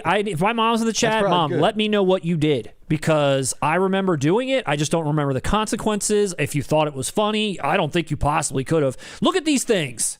They were all over our refrigerator, the family refrigerator. Matt, correct me if I'm wrong. Is that Leaky Lindsay bottom center? I think that's Leaky Lindsay. Because that traumatized me as a kid. People called you Leaky Lindsay? Well, I had, it was like a perpetually runny nose. And when I found out the Garbage Pail Kid with my name on it was Leaky Lindsay, I was so upset. Devastated? That's terrible. Well, wait, you both were traumatized by this then. Wow. Yeah. No wonder you're not buying this. No, not I know what I'm getting you two for Christmas. Please save your money. I like you said, I haven't seen this movie since. And talking about like what the movie is, like how could you even make a movie of this? Like what you can't. I mean, it's exactly. That's they're what like aliens in a garbage can is like what they turn out to be in this movie. It's like what makes no sense. It's just random things kind of that happen, and it's loose, very loosely. Like it sucks. One of the only movies to have. It's one of those fun ass like. How? Like how did this get? You put this out? Really? It's one of those. It was the director's last movie. Oh man, he never worked again. No way. I think he might have died after. Oh. Well, dude, same thing happened with Night of the Hunter. So you never know. This in 50 years may be seen as like the best film of all time. Oh my God, it's misunderstood. It's one of the handful of films to have a 0% on Rotten Tomatoes. It's in that prestigious list, and next to Zombie Army. And it also got the Razzie for. This is a terrible Razzie, by the way. I feel like this is just wrong. Razzie for worst new star. Oh. And the star is the kids themselves. I thought it was like the boy that was in it. He's actually acting today, that kid. He's like he's in a lot of stuff, like actually prominent things. Good. But all these kids, they were nominated for worst new star, which a few others I noticed on that list also made it to some Vinegar Syndrome releases, including Ronald McDonald for Mac and Me and Elizabeth Berkley for Showgirls. So just look to that list if you want to kind of get a teaser for what the next Vinegar Syndrome release might be. You know, it's funny. I have a story growing up. When I was 95, when Showgirls came out, I had all these Elizabeth Berkley stickers, right? And I went into the kitchen and I just made this nice-ass collage of her and all these random, like, flipping around in a swimming pool poses and stuff. Very nice. I'm going to have to ask my mom what happened after that. I don't remember. Don't recall? But... All right, well, that's your Garbage Pail Kids update, Russ. For anybody out there that's interested in this, I still need to get Mac and Me. I have that bookmarked. I have that bookmarked, right? And I check it every now and again to see when that price is going to drop, and it still hasn't. Still up there. Maybe a Black Friday sale. Hey, Vinegar Syndrome, Black Friday sale. Mac and Me, make it happen. Another title that was announced from Vinegar Syndrome, another one that I've gushed about on this channel 100 times. And I'm going to gush about it again. It's getting the 4K treatment for the very first time, and that is TIMECRIMES. Here we are. This came out in a Blu-ray collector set from Umbrella about a year ago, which I bought. And I bought it knowing that one day this probably would get a 4K. And honestly, I could be making this up in my mind, but when I got this from Umbrella, I swear I saw someone mention that Vinegar Syndrome is in the works putting this together. And I did it anyway because I love this movie so much that I really liked this set from Umbrella Entertainment. I just thought the color scheme is great. What's coming inside is great. The slip, everything about it is awesome. So I was like, this is definitely a movie I've got to pick up. I own the DVD. This is a Blu-ray collection. Now it's coming in 4K in a collector's edition slip. It's not in any kind of fancy box or anything. It looks like it's just a slip case. But it is coming out in 4K. It looks like they're giving this a 4K remaster with Dolby Vision and HDR. You're getting a new commentary with the writer, director, and actor Nacho Vigalondo, the guy who wrote it, directed it, and stars in it. And he went on to do something with Anne Hathaway. He did. So he directed, what's it called again? Colossal. Colossal, yeah. He went and directed that. And then there's also an archival commentary with him. There's a new interview with him, as well as a video essay, about 30 minutes total, about the film. Then you've got all the archival stuff, which this release that I have has, including like an hour and 10-minute making of the film. They do an alternate chronological cut, which is pretty interesting, because this is a movie about time travel, and there's a guy who's like basically going through a time loop over and over, trying to fix mistakes that he made from the last time loop in this, in the plot that's going on, which I'm not going to spoil too much. But is it better or worse than the Butterfly Effect? It's much better. It's one of my favorite. Well, hold on. Is Ashton Kutcher? He's not in it. He's not. He's not coming a mile near this thing. Thank God. But it is. It's got a 40-page booklet, this release does. I like this green, and even though this one seems a little bizarre with this pink, there was always sort of this like black and white cover with the guy with the trench coat and the bandages on holding scissors, and there was always sort of like this pinkish like blood on it, which is why I think they went this route. But I do think this green looks pretty good. You got the scissors, you got this character, and this cover I think looks pretty cool. But as far as sci-fi goes, time travel goes, it's like my favorite subset of sci-fi. This movie is infinitely rewatchable, super entertaining, super accessible. It's very clever. Again, it's a man going through a time loop over and over and over again. And again, he's sort of making mistakes every time he goes through because he's trying to get out of it, but he makes mistakes as he's trying to get out of it. So he has to go through it again to try to correct those mistakes. It's just over and over that this continues to happen, but very, very accessible overall. I mean, there's a lot of time travel movies out there that you kind of scratch your head as you're watching, or maybe they're a little convoluted. This one's very clever while not being convoluted at all. Definitely give this a chance. I would highly recommend picking this up. I don't know that I'm going to get this. I should support it. I should support Vinegar Syndrome. It's a fairly low budget indie movie. I don't know how much more picture quality I'm going to get out of it. The only thing I will say, the only gripe I've got about this release, this one, that I don't know if this one has the same problem, is this movie's a Spanish language film and it's got subtitles. The subtitles that are on here are automatically the ones that are for the deaf and hard of hearing, which in a lot of cases you have ones. The noises. I hate that. Stuff. It's Yeah. very distracting to me. There's a lot of releases that I've got that you have the choice, which is fine. And I think you should have the choice, but to only have that where you'll be watching it and it'll say a wind blows. It's like, you don't even need that information. Well, I mean, the hard hearing do. And I get you. No, We're not saying eliminate even they that. don't. They don't. Why do you need to know that a wind's blowing? You don't need that. I mean, maybe to give you that ambiance, I guess. Okay, I'm not deaf or hard of hearing. I know, give them what they want. But man, come on, man. Let me speak for you. You're sounding a little out of pocket here. What I'm trying to say is just give us the track for people who can hear with just the dialogue and keep the lost. That's what I'm saying. Impaired track for those. That's what I'm Easy saying. Solution. We don't just gotta like screw up movie watching for the everybody. deaf, man. Yeah. True. Okay. I just mean, even sometimes when I see that kind of stuff, it's like, did we even need to hear that? But again, I don't, or see that. Maybe I don't know what, how we bring people into that world. So pardon me, but give us a separate one, because when I watched this release for the first time on Blu-ray, because I only had the DVD, it was just so distracting because every time I'm looking down to see dialogue, but I'm seeing like a creaking noise, a door opens, so this, and this, and this. So maybe this will correct that. I don't know. Did you ever consider learning Spanish? Good question. Maybe I should. First world problems, Matt, you privileged fuck. No. Let me ask you something before we move on. Should I blind? Oh, we're not moving on. Should I blind buy this? I've never seen it. Listen, I did watch Colossal because I love Anne Hathaway. Yeah. I was a little disappointed by that movie. I didn't like it.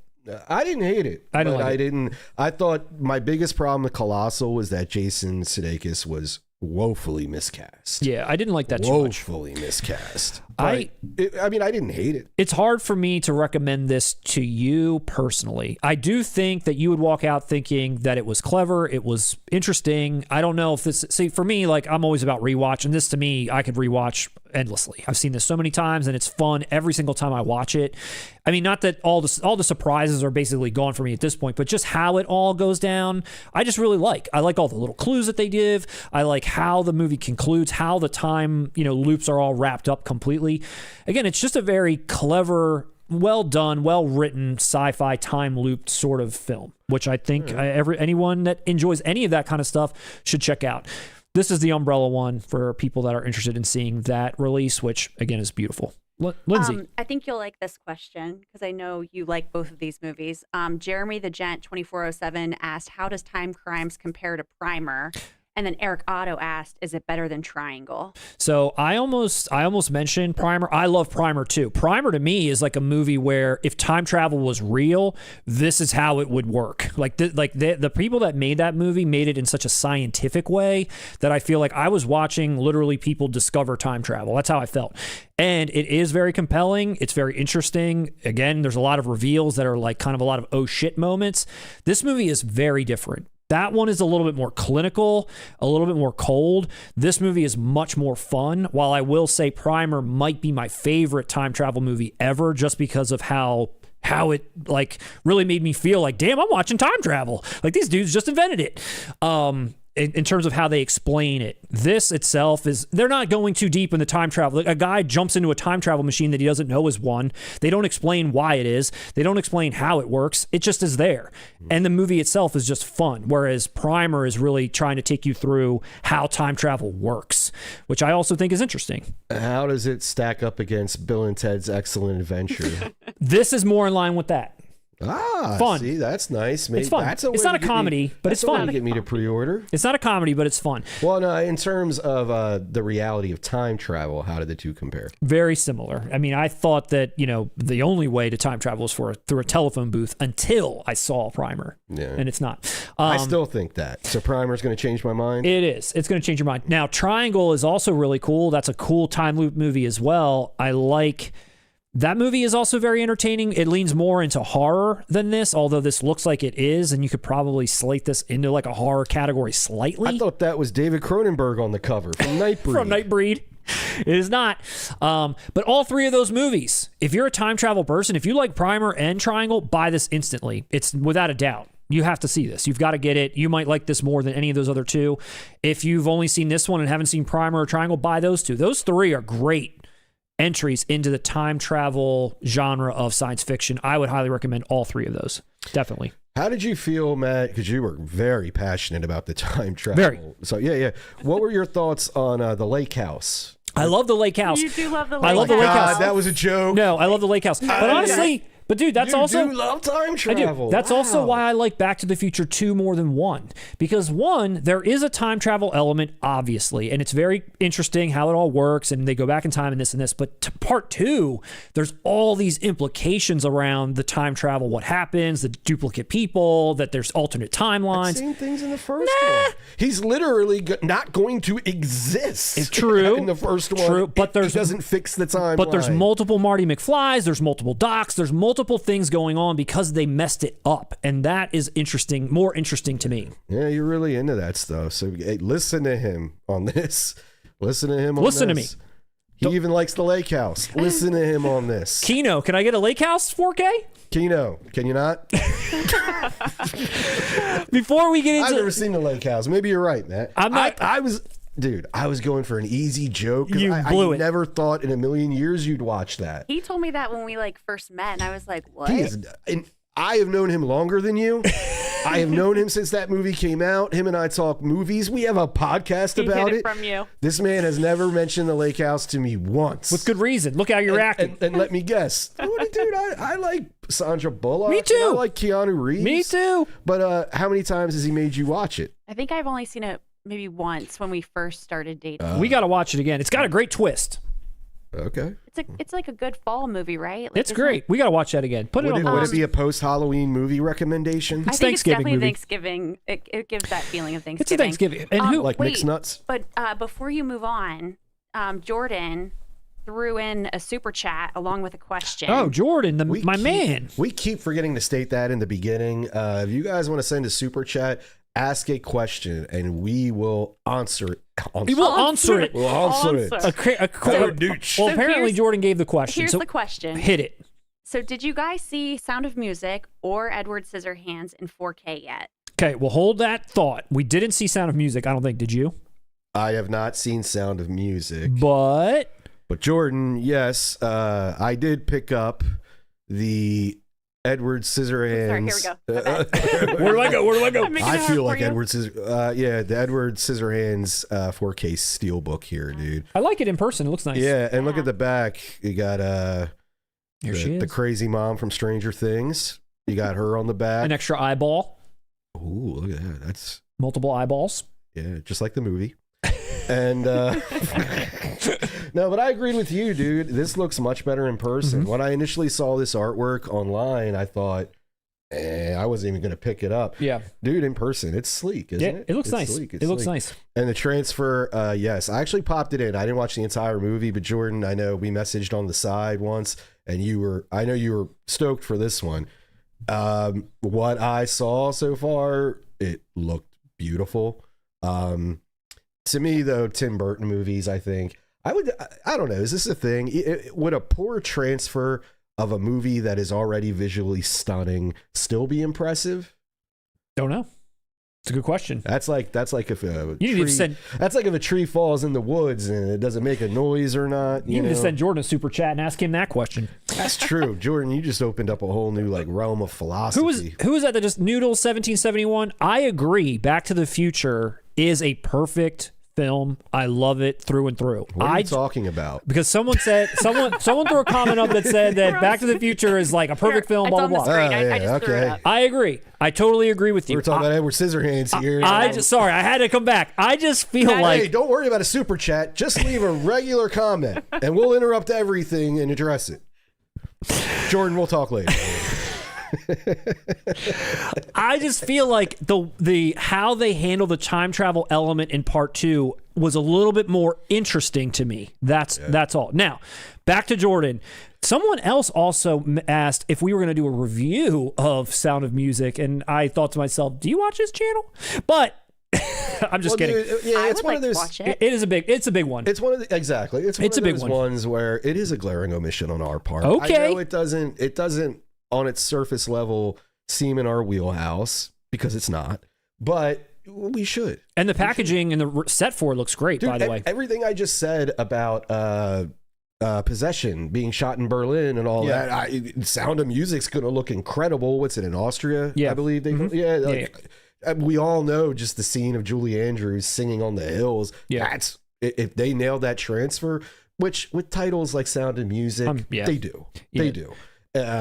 I bet it looks incredible. Jordan, did you watch it? Yeah, let us know, Jordan. I'm holding out for the 4K of Beautician and the Beast. Can I add real quick to Jordan, since he gave a super chat? You know what I gave him a recommendation to watch? What? Jacob's Ladder. Oh. What do you think about that? From what you know, our engagement with Jordan over the years. Jordan, check that out, dude, for because sure. it's horror, but there's like the whole other, you know what I mean? Allegory of what it all is. Yeah. I think Jordan would love Jacob's Ladder. Got to hear your thoughts. And let us know if you checked out Sound of Music too, or if anybody else did, and what you thought of the transfer and everything else. It's obviously, like Russ said, a glaring omission for us. But thank you, Jordan, so much. Really appreciate that. Jordan. Absolutely. Matt, when you just screamed out of nowhere about that comment about Back to the Future, a couple people mentioned Krampus. Krampus! It was your Krampus moment? I had a Krampus moment. That was great. Wait, but you got to show them the Krampus costume from Halloween. You're going to have to text it or email it to me. I just did. Where, you emailed it to me? I did. I emailed it to you. Yeah, I'm the one who shows up unprepared, though, right, guys? Let me pull that up. Hold on. I'll show that at the very end. Showed at the end. I'll show it at the very end. One more thing. Not towards you, Lindsay. You should have had that prepared. I should have had it prepared. I got you. One more title that Finnegar Syndrome's partner, Cinematography. Cinematography. I don't know if you've seen this. I haven't, but am interested. At Close Range, Sean Penn, Christopher Walken. This is a possession moment. I'm aware of this film fully. Yep. I've heard nothing but good things about it. Never saw it. Yeah, it looks. Never saw it. It looks to me, and I like how this looks. Yeah. You know what? I'm gonna blind buy it because this and Bad Boys with Sean Penn is another one I've never seen. But throughout my life, okay, I've always been told I would love that movie, and I always put this in that category because Walken. I'm a big Christopher Walken fan. Yeah. But I'm not kidding, dude. When I was in the 10th grade, I had a girlfriend who apparently had a crush on Sean Penn. That's a weird celebrity crush. Even I thought that. I always had a crush on Chris. On Walken? Chris Penn. No, Walken too. No, but it was funny too because this girl wasn't really into movies. She wasn't like that. You know what I mean? But I would Sean Penn, why? She was like, this movie Bad Boys. And even at that time, I'm like, Will Smith? Love it. And then she told me about this movie. You would love it and all this stuff. And to this day, I've never watched it. Well, here it is. I know well, this is a close range, but I'm putting Bad Boys and this film in the same in that same bin of my personal failures. Well, I wanted to make sure we showed this. We're at 7 o'clock already, oh but my gosh. I know, but we still have roaster toasts.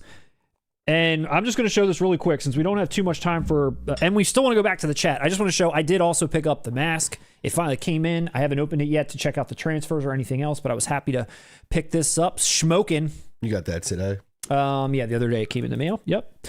Looks great from Arrow. Love that I got this finally in glorious 4K. So we got that. I know you got Edward Scissorhands. You bring anything else to share with the people? No, just Edward Scissorhands. So, okay, so let's bring up the roaster toast. I'm going to do what you just did. I saw someone say Colors needs a 4K. Absolutely. Absolutely. We need to start this stream at 4:30. All right, let's see. So this roaster toast is coming from BluRayBunghole. Cute name. BluRayBunghole. And I don't know, we might actually have a roast on our hands this time around. Wow. It's possible. This person's got a lot of stuff, and they've been watching this channel for a long time. They actually reached us. They weren't sure if we were going to throw their stuff up or not, and I didn't reply back because I wanted it to be a mystery. I didn't want to say, yeah, tune in. We're going to do your thing. Like, if he's watching or she's watching, here we go. BluRayBunghole. Now, it doesn't... Let's give it to the bunghole. It doesn't appear that there's too much organization going on. It just appears like there's a lot of stuff thrown around. I don't see any organization, Matt. Now, what I will say is I see a lot of stuff just thrown about, but also he's a collector. She's a collector to some degree with a lot of signatures on things. But here's just the first picture of just someone's, it looks like, I don't know, their carpet. Just some titles just thrown on the ground. I mean, you know, that's... There's their Superman collection back there. Do you trip over this? Looks like this just like, it's just in your way. If I don't know. The lights are out, you wake up in the middle of the night, go use the bathroom. Do you just like kick over your entire physical media collection on the way there? Bunghole, you got roasted. And then we got... Take that, bunghole. Here's a picture of the floor. A lot of dust accumulating. And a random disc just thrown on the ground. Oh my God, I want to sneeze. It's Big Trouble in Little China, too. Yeah, what'd you say? You want to sneeze? I want to sneeze so bad.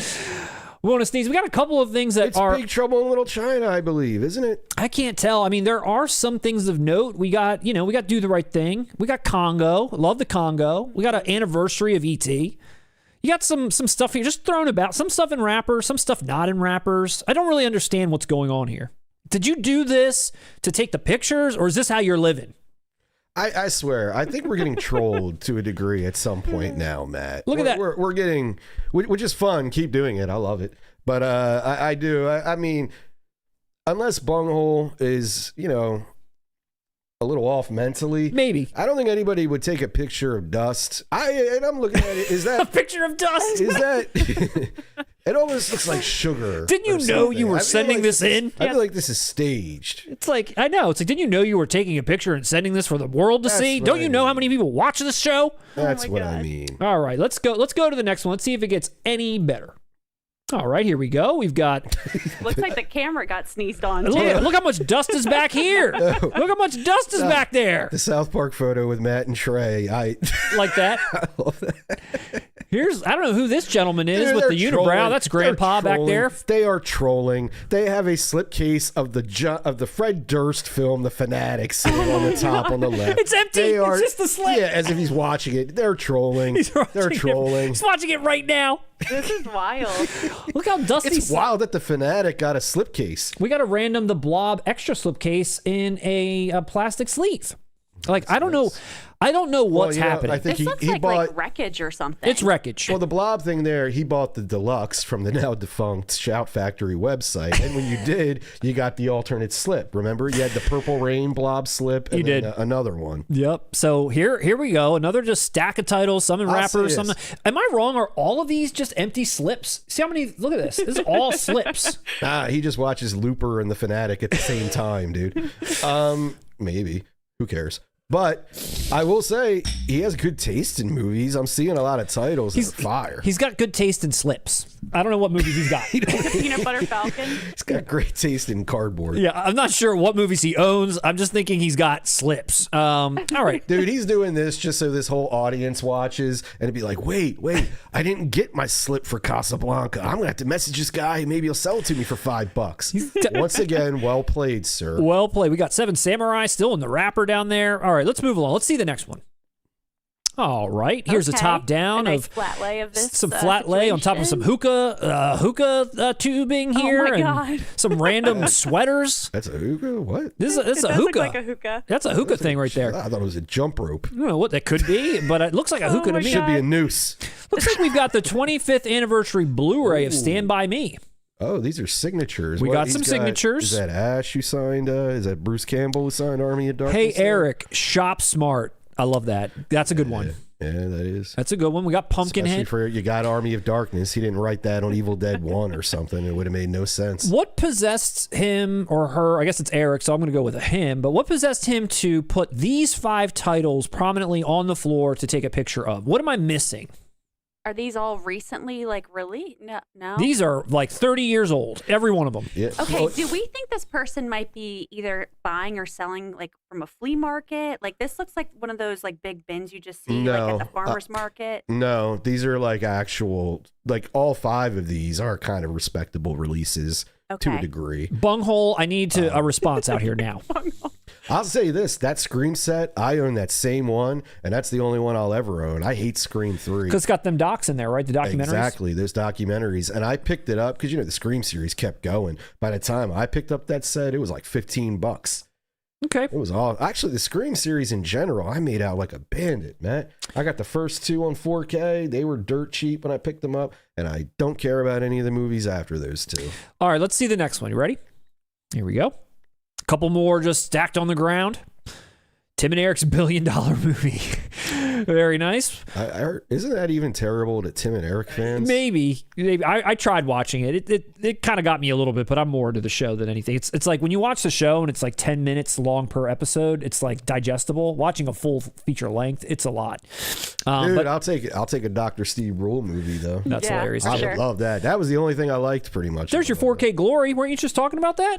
Yeah, dude, because it dropped on Amazon. There we go. What was it? $18.99. I always pick that up too. Okay, I'm putting it together. Pop star Never Stop Never Stopping is here. 3 pictures ago, I saw the slip laying just bare. Ooh. So now we've got the titles on the floor. The slips are on the dirty desk. So the chat is speculating that this is an eBay seller. Yeah, that's what I was inferring by hey, he's trying to sell this shit. I said flea market. Flea market, eBay seller, bunghole. Let us know. Flea market, because like I said, some of these titles are very good. They're not something that would just be thrown in a flea market. And new. Some still in wrappers. Okay, let's go to the next one. Here we go. There you go, Russ. Take a look. I see it. It just looks like a graphic. The Room. Oh, it's an actual football signed by. The official shit. one. Yeah, that's rad, dude. Did you? That's what confused Toasted. me. I've never seen an actual Toasted for sure. Let's play it. Let's play it. The official football. I get the picture, man. I get the picture. And then a random Simpsons plate in the back. Again, you're roasted. But yeah, here we go. We got a room football. That is sweet. That is the coolest thing I've seen so far.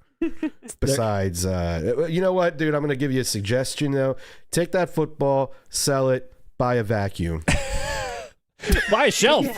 Either one. All right, so now here's another just mishmash of, I'm not even sure what. We've got some kind of a mesh bin with some random things just thrown in it. You got a random VHS. You got Mastodon, comic book. You got a Fright Night, a soundtrack maybe. A Morbius VHS box? Halloween Terminator? I mean, I don't know what I'm looking at. Morbius VHS. I don't know what this is. What? Dude, get this shit off our channel. I need answers. You're trolling us. I need the answers for this. I need answers. Morbius VHS. Then we got a lot of memorabilia. We got a Zagnut bar with Beetlejuice's hand holding it. Nah, that's cute. The Exorcist mug. You got Trick or Treat. That last thing I just said might have sounded too hard. It was. Okay. I am totally joking. All part of the game, my friend. You got cool stuff. All roasts welcome. Yeah. All roasts welcome. You volunteered. What I need, honestly, is like a full zoom out of what this room looks like. No, you don't. I need the zoom out because we're getting a lot of close-ups.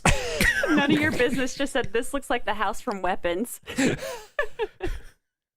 For those that seen it, you know what we mean.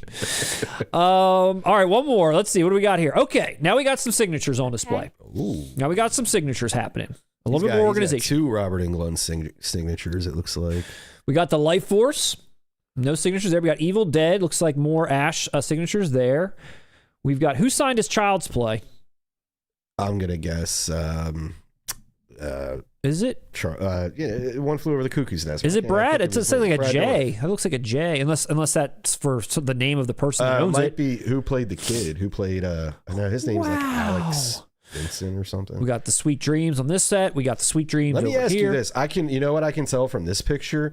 Since he got two signatures from Freddie Englund, from Robert Englund, and from Bruce Campbell, if he did this at a convention, my man spent a combined week in line. Well, because to meet them two and get signatures, you're waiting for hours. Well, Bunghole sent us a very thorough email, which I'm not going to share. It was very. I'm going to be very complimentary here. The email that you sent was wonderful. You were very complimentary of us, and really shared.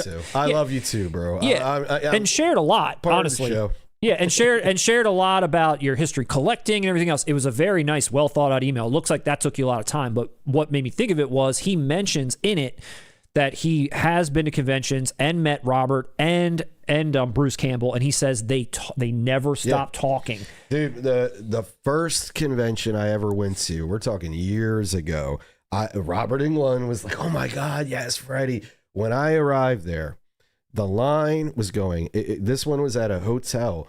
It was going outside of the hotel, and there was an exit from I-95, a highway exit by us. That line was going out of the parking lot, towards the exit. It was impossible. And I asked the guy who was working there, it was my first one. I was like, is this typical? I want to leave if this is what everything's going to be like. And he told me, he's like, nah, he's like, Robert's the kind of guy, when he starts talking, he'll just keep talking. If he likes you, he'll keep talking, and that's just how he is, and he's not going to rush anything. So if you get the experience, it's great, but it's a chance you could stand in that line and not even meet him. Not even meet him. That is pretty cool. One thing I will say, as a person who's gone to these and gotten tons of signatures, and you pride yourself in the quote or signature that the quote that you asked them to put on there, how do you feel that he got the chance to meet Robert twice and got Sweet Dreams written twice? Robert Englund is at that level where he probably wouldn't do it. I feel like that lacks creativity. Well, no, some people, listen, the people I do that with are more of, like the guy who played Dan in Nightmare 5. He didn't, he's going to write whatever I want him. He'll write down his social security number, you don't give a shit. But what I'm talking about is Englund, John Carpenter, Bruce Campbell. If you're like those titans of horror fandom, they're writing the same thing. You're lucky just to be in the room with them. They're not taking requests. Gotcha. Or maybe he does, but I'm not surprised by that. All right, moving along. And you got to think, dude, imagine everyone coming in, giving you this personalized bullshit. Sweet dreams, get out of my face. Looks like we've got a empty Stranger Things pizza box down at the bottom here. Is that from a collector's item, or is that literally like a Domino's thing? I know, dude. That's just trash. That's just Domino's. We got Krampus. We've been Krampus. We got Stephen King's It too. A bunch of things on VHS. We got some Coca-Colas. Well, this has a horror theme up there. We've got Crimson Peak signed also. Just a random picture of a movie on a shelf. This is roast worthy if ever I've seen one. Whose signature is that? Sure. And then we've got a Goosebumps wall. Whoa. A wall of Goosebumps. Now this is kind of cool. I ain't gonna lie. That's kind of cool. And these look like originals. I like that. I know, that is pretty cool, man. These look like originals to me. Any Fear Street up in there? He stole all these right out of the library. The one with the camera was the one I liked. Say there cheese it and is die. Right there. Yeah, there it is right there. Top shelf, where it belongs. Say cheese and then die. That was always one that I remember too. Yeah, I love that one. Yeah. Pretty cool. And then I think just more stuff. Terrifier, Art Crispies. Just a lot of stuff. Again, like if you wanted to watch Nightbreed, how would you know where to go find it? Where are you? What's happening? Look at all these slips. More slips. Whoa, no. The foam finger, my friend. I take back everything bad I said about you. I am sorry. Freddie got fingered. That is legit. Where did you get that? That is tough. I want that. I love Freddie got fingered. That is amazing. No, toast. Avatar Pandora flakes with blueberry flavored moons? What? Keep that over there. But the foam finger, that's sick. I like that, man. Oscar, I see that comment. Lindsay threw that up on the screen for me to say everything's original to Matt because he hasn't seen anything. Too. I wanted to make sure you saw. Dude, I told Oscar on the side. I was like, I don't think Matt reads all the chats, but like Oscar gets you right on the money. And it's hilarious every time. There's just so much. We're going to have to stop. Wow. We got Ecto Cooler. Hey, he's got the Christmas. You got Schwarzenegger, Jingle All the Way, Turbo Man.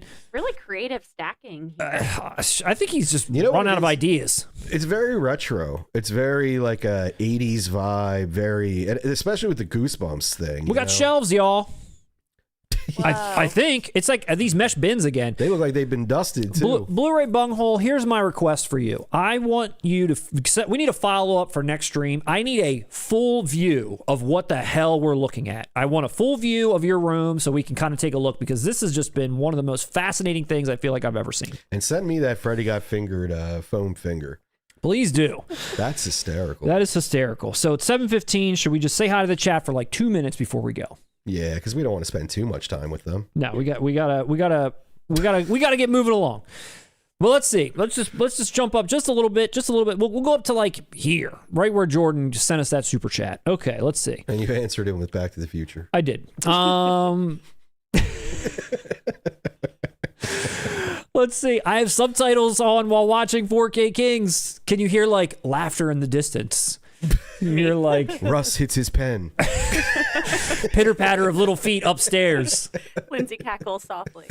Cool, I can skip this one. Hate subtitles. Oh, come on, dude. What do you mean you hate subtitles? You don't watch any foreign films at all? Come on, Victor Fontaine. Give me a break. Come on. Dude, maybe he's like trilingual. Maybe you're trilingual. Primer was awesome. Agreed. Snakes on a Plane suck shit. The dialogue in Primer was too fast. Jordan, you're not wrong. I feel like you're watching almost like a documentary about scientists making it. And it is to me, it was very fascinating.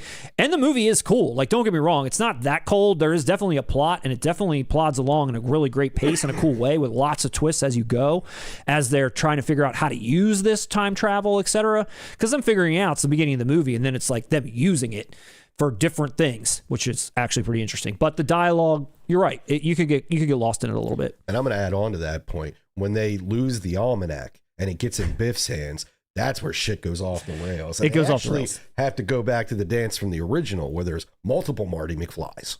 The Office fan Matt, thoughts on time? I want to see Predestination. That's the one with Ethan Hawke, I believe. I'm woefully unprepared on Predestination. I would really like to see that. Agreed. Let's see. None of your business. Matt's going to love Nirvana, the band, the movie when it comes out. What? I don't know either, but I like that. It's funny. Krampus. What does Matt think of 12 Monkeys? Love 12 Monkeys. Yeah. If it's time travel, I've seen it, except Predestination. What do you think of Looper? Love Looper. And you know what's crazy? What do you think of Terminator Dark Fate? You know what's crazy? The guy who wrote and directed Looper and stars in it, who also wrote and directed and stars in another movie that I like called Upstream Color, he was the time travel sort of like consultant for Looper. Oh, I was about to say I thought you were going to say the same filmmaker did those two movies, and I'm like, Rian Johnson didn't do Upstream Color. Primer and Upstream Color are done by the same guy, and the same guy stars in both. He's the consultant for the time travel elements of Looper. That Primer gives me the vibe of like a time travel movie written by Aaron Sorkin. It's technical.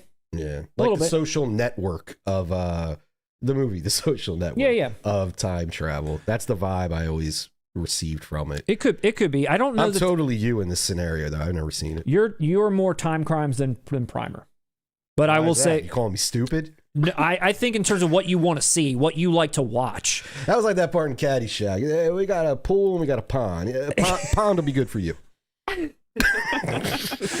Not that you're stupid. You should watch both. You should watch both. You should watch anything. You should.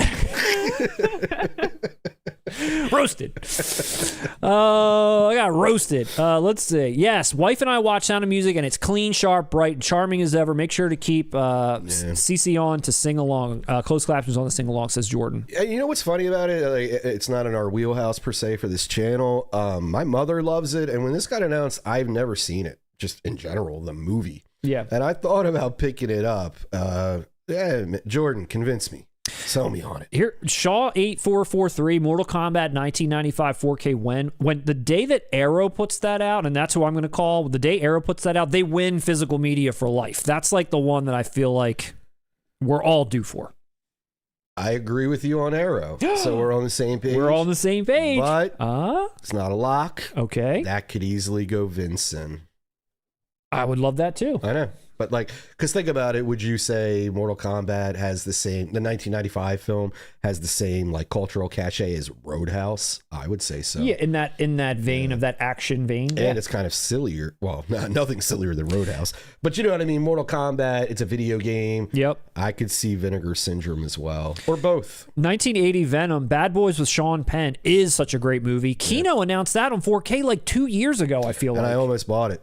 Because it's not out. I'm just saying they just came out? No, I'm just saying Awesome. they announced it. Now I can still catch it. I'm just saying they announced it. You know how Kino does? They're like, yeah, we're putting this out. We'll see when. Yeah. That movie is cool. I know that. It's funny. I'm talking about this random girl from the 10th grade. But yeah, she loved it as well. And it always stood out to me because she wasn't somebody who was into movies. But I could tell the way she was talking about it. It was like, hey, that sounds like it's actually... Like, she was telling me it's like a badass movie. It is bad. Esai Morales, badass. Oh, shit, yeah. I mean, they're in like a boys' detention. It's like right around like Spicoli time, so he's real young. And he's, like it's a tough movie. Have you seen it? Yeah, Bad Boys. Man, this whole stream is reversed. Yeah, I mean, I still haven't seen a lot.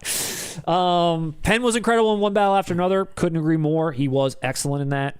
I don't think I understood at close range when I first saw it, but I was pretty young when it came out, says No Cream Corn. Is it like twisty like that, or it's not, or is it just like the themes are hard to understand? I always glean from it that it's like dark themes, heavy, like a character study drama almost I don't know. I've gotten that vibe though. Yeah. That like Nicholson crossing guard, which is Sean Penn again. Like, yeah, you got the Sean Penn vibes from it. Gotcha. And then here's a lot of people roasting Bunghole just like we did. Is this a drug den? It seemed like it. Seemed like it went through a dust storm. Let's IKEA on strike. This is rage bait. That's wonderful. Let's GoFundMe to get a duster and a bookshelf. I can smell that picture. If that carpet could talk, that's great. Yeah, this is wonderful. Let's see. Let's scroll down to the bottom. If Dahmer was a movie collector. So wonderful stream. I had a great time tonight.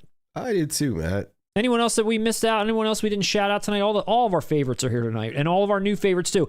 Or if you're new to this chat, give us a quick hello before we get out of here, because we see a lot of our wonderful audience members that are here with us every week. We appreciate all of you, absolutely. But if this is your first one, let us know. Yeah. And I've heard that I've heard nothing, man. I see a lot of people talking about Predator Badlands. Again, this is going to be in that like Evil Dead Rise realm for me. I'm not going to be the one to ask. I'm not interested in it at all. I thought it was a TV show. There's like an animated show that they just put out that I heard was also kind of good, but I don't know. I'm just kind of like over all of the Predator stuff at this point. I'm not interested in them making the Predator like a hero. I think it should stay as it was. Are they giving him like a puppy or a baby to look after? It's possible. I mean, maybe there's like, I don't know what it is. And I'm not interested. That's the thing. I'm not the one to talk to about it. No, you're right. I mean, listen, what made the original Predator special? It wasn't the creature. It's Schwarzenegger, it's Carl Weathers, it's Jesse Ventura, it's the dialogue, it's the attitude. It's not the creature. I don't got time to bleed. Yeah, you don't even see the creature through the damn movie. Nope. It's all the muscles. Yeah, that's what made it special. And 2 works a little bit because, yeah, Danny Glover has charisma, Gary Busey, all the crazy, the cast. You're seeing it in the city for the first time. That's kind of got some but it interesting. still has that sort of attitude, only not as goddamn muscle bound this time. But it still has that, but even that's not as good as the original. Yeah. But that's all it is. It's not the creature itself. It's the film. It's the camaraderie. It's the chemistry. It's the cast. It's the jungle. It's all of it. It wasn't the creature. Original graphics. Hello. Is this your first stream? Is that why you said hello? Hello. Same thing with Sly Client. Sly Client, the tech dad. Hey there. Love the show. Thanks for joining. If you're here for the very first time, love it. What t-shirts are you selling out? What t-shirts are you selling? We haven't sold out of any. They're always ready. Well, we're sellouts in general. We'll put anything on those damn No, shirts. we're sellouts. So if you were asking, like, how corporate have we become? Yeah. 100%. We're tools. We said from day one, I'll shill anything. All we've gotten so far is some Lionsgate shine. I will shill for anyone. If you just want talking heads to say, yeah, your releases are great, love your transfers, send us right now. Speaking of talking heads, I wrote all their music. Also, and you can trust me, I said the exact opposite thing about an hour ago. We're completely full of shit. So, Matt, great night. Great night. Thanks, everybody, for joining. We're way over. We have considered starting these streams a little bit earlier. I know maybe from our international audience, maybe that's better for them if we started at like 4:30, because we always seem to be running short on a 2-hour stream. We have so much to share, so much to talk about. We do. Let us know if you want us to start a little bit earlier. We're thinking about that. Maybe in the new year, in 2026, we'll begin a little bit earlier, and we'll have a lot more to say and a lot more to do. Yeah, maybe we'll get our shit together. Finally. Lindsay, thank you as well for being there. Always a pleasure. For helping out and being a part of the show, providing your rapist wit. Oh, as you always do. And I guess... What? If that's everything... Is that a Silverado reference? No, I think that's in the Dumb and Dumber. It is. Russ, I'm going to give you the last word as we say goodnight to everyone this lovely Tuesday, November the 4th. So, one thing I did watch recently, Matt, it wasn't exactly, wasn't Halloween related. That one, Matt? What do you think? Well, I love it. I got it. But I grew up on this film, but what struck me most this time around was the one scene where they fire...